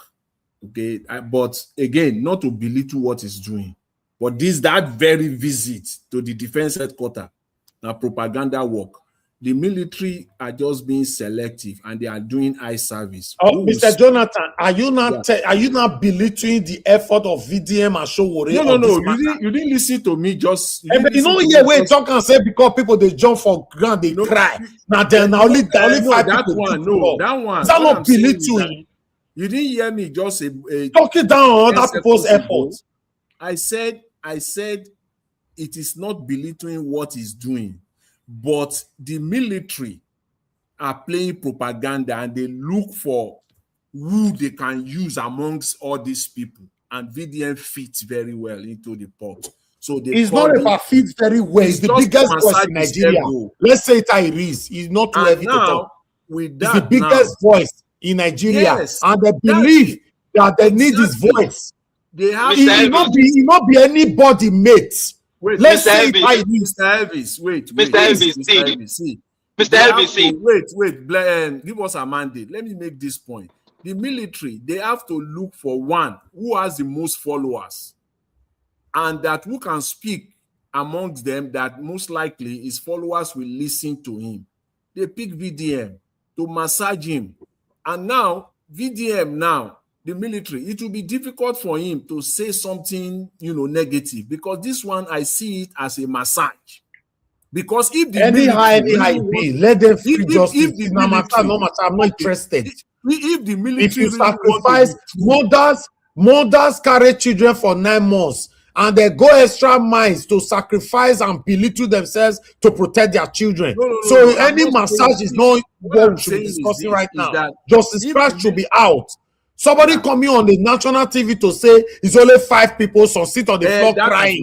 That is doing the job. Is that not belittling people's effort? I understand where you are coming from, Mr. Elvis. I understand where you are coming from as far as that is concerned. But if the Nigerian military really want to be true, they will have called all the other people, not just all of them together. They will come. And if they don't want to do it together, they will also show us where they met all these other people as well. So that is why, for me, it was very easy to conclude. Military cannot call any other people. What about if military don't recognize them? They should be calling every other person. Mr. Elvis, you are not listening to what I said. Honestly, you are not listening. I said they cherry pick. They look at, okay, who has the most followers?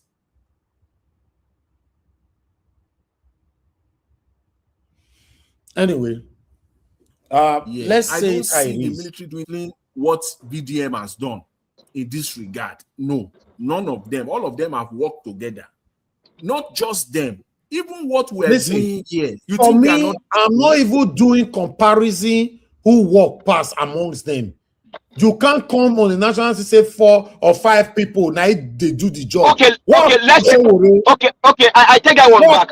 Because Hold on. Now you don't land your hold on. At least I didn't even mention Sam Amadi because he was also there. But I'm telling you, on VDM's own, that one is a propaganda. And that's my opinion on it. And that does not mean I hate him. So don't always say that I hate him. No, don't say that. That's your opinion, though. You can say that, but that's your opinion. All right. But when I see a shot, I'll call a shot. This is a propaganda that he did on this one. Okay, thank you. Thank you, everybody. I appreciate you all. I see EB. You said you should also watch your bias for VDA. Not sooner now. Just last week here, 2 weeks ago, I beat VDM for this platform for Omo Elesowore. Just last week here, Abi. You see, I'm today now I'm biased. They can't beat you now. You know, no, this year comment now from this person now. If I insult you now, disrespect you, say I disrespect you. 2 weeks ago, I insulted the hell out of VDM because I stand with Sowore, and for this same platform, people fought me. Say because Sowore is my friend, so I was biased with Sowore, right? More they dribble ourselves, they go for the Nigerian matter. I appreciate every one of you for coming to the platform. Thank you so much, everyone that super chatted us today. Those of you that liked, that shared, appreciate you. Your mother of Mommy Diaspora, appreciate you, my lovely mother. My brother Abu Azia, appreciate you. Thank you very much.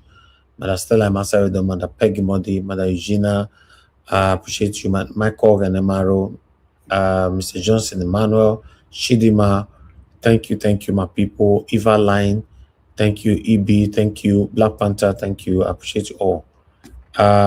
Ladies and gentlemen, we've come to the end of this broadcast. I'll see you guys again tomorrow, 7 p.m. Nigerian time, so that we can continue from where we stop. Please, as you are leaving, press on the like, help us to share, take our voices from. Good night. Bye.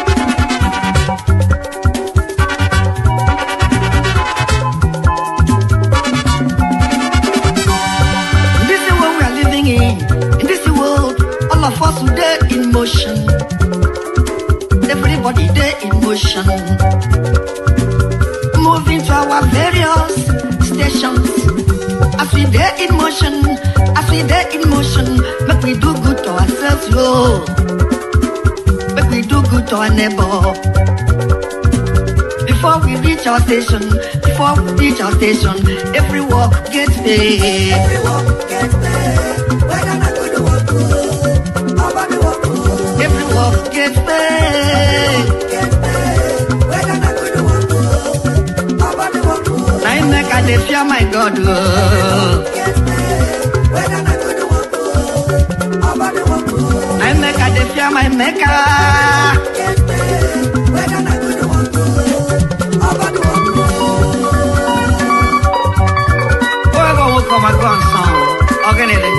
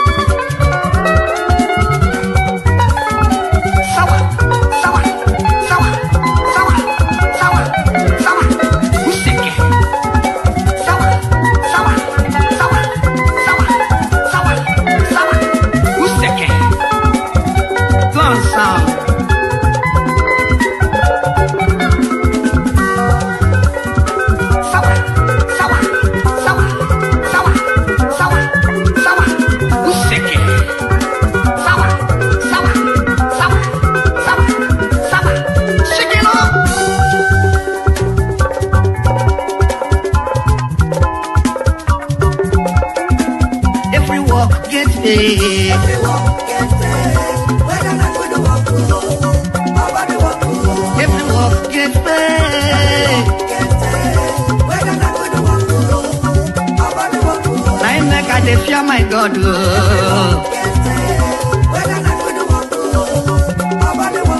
I make a dey fear my Maker.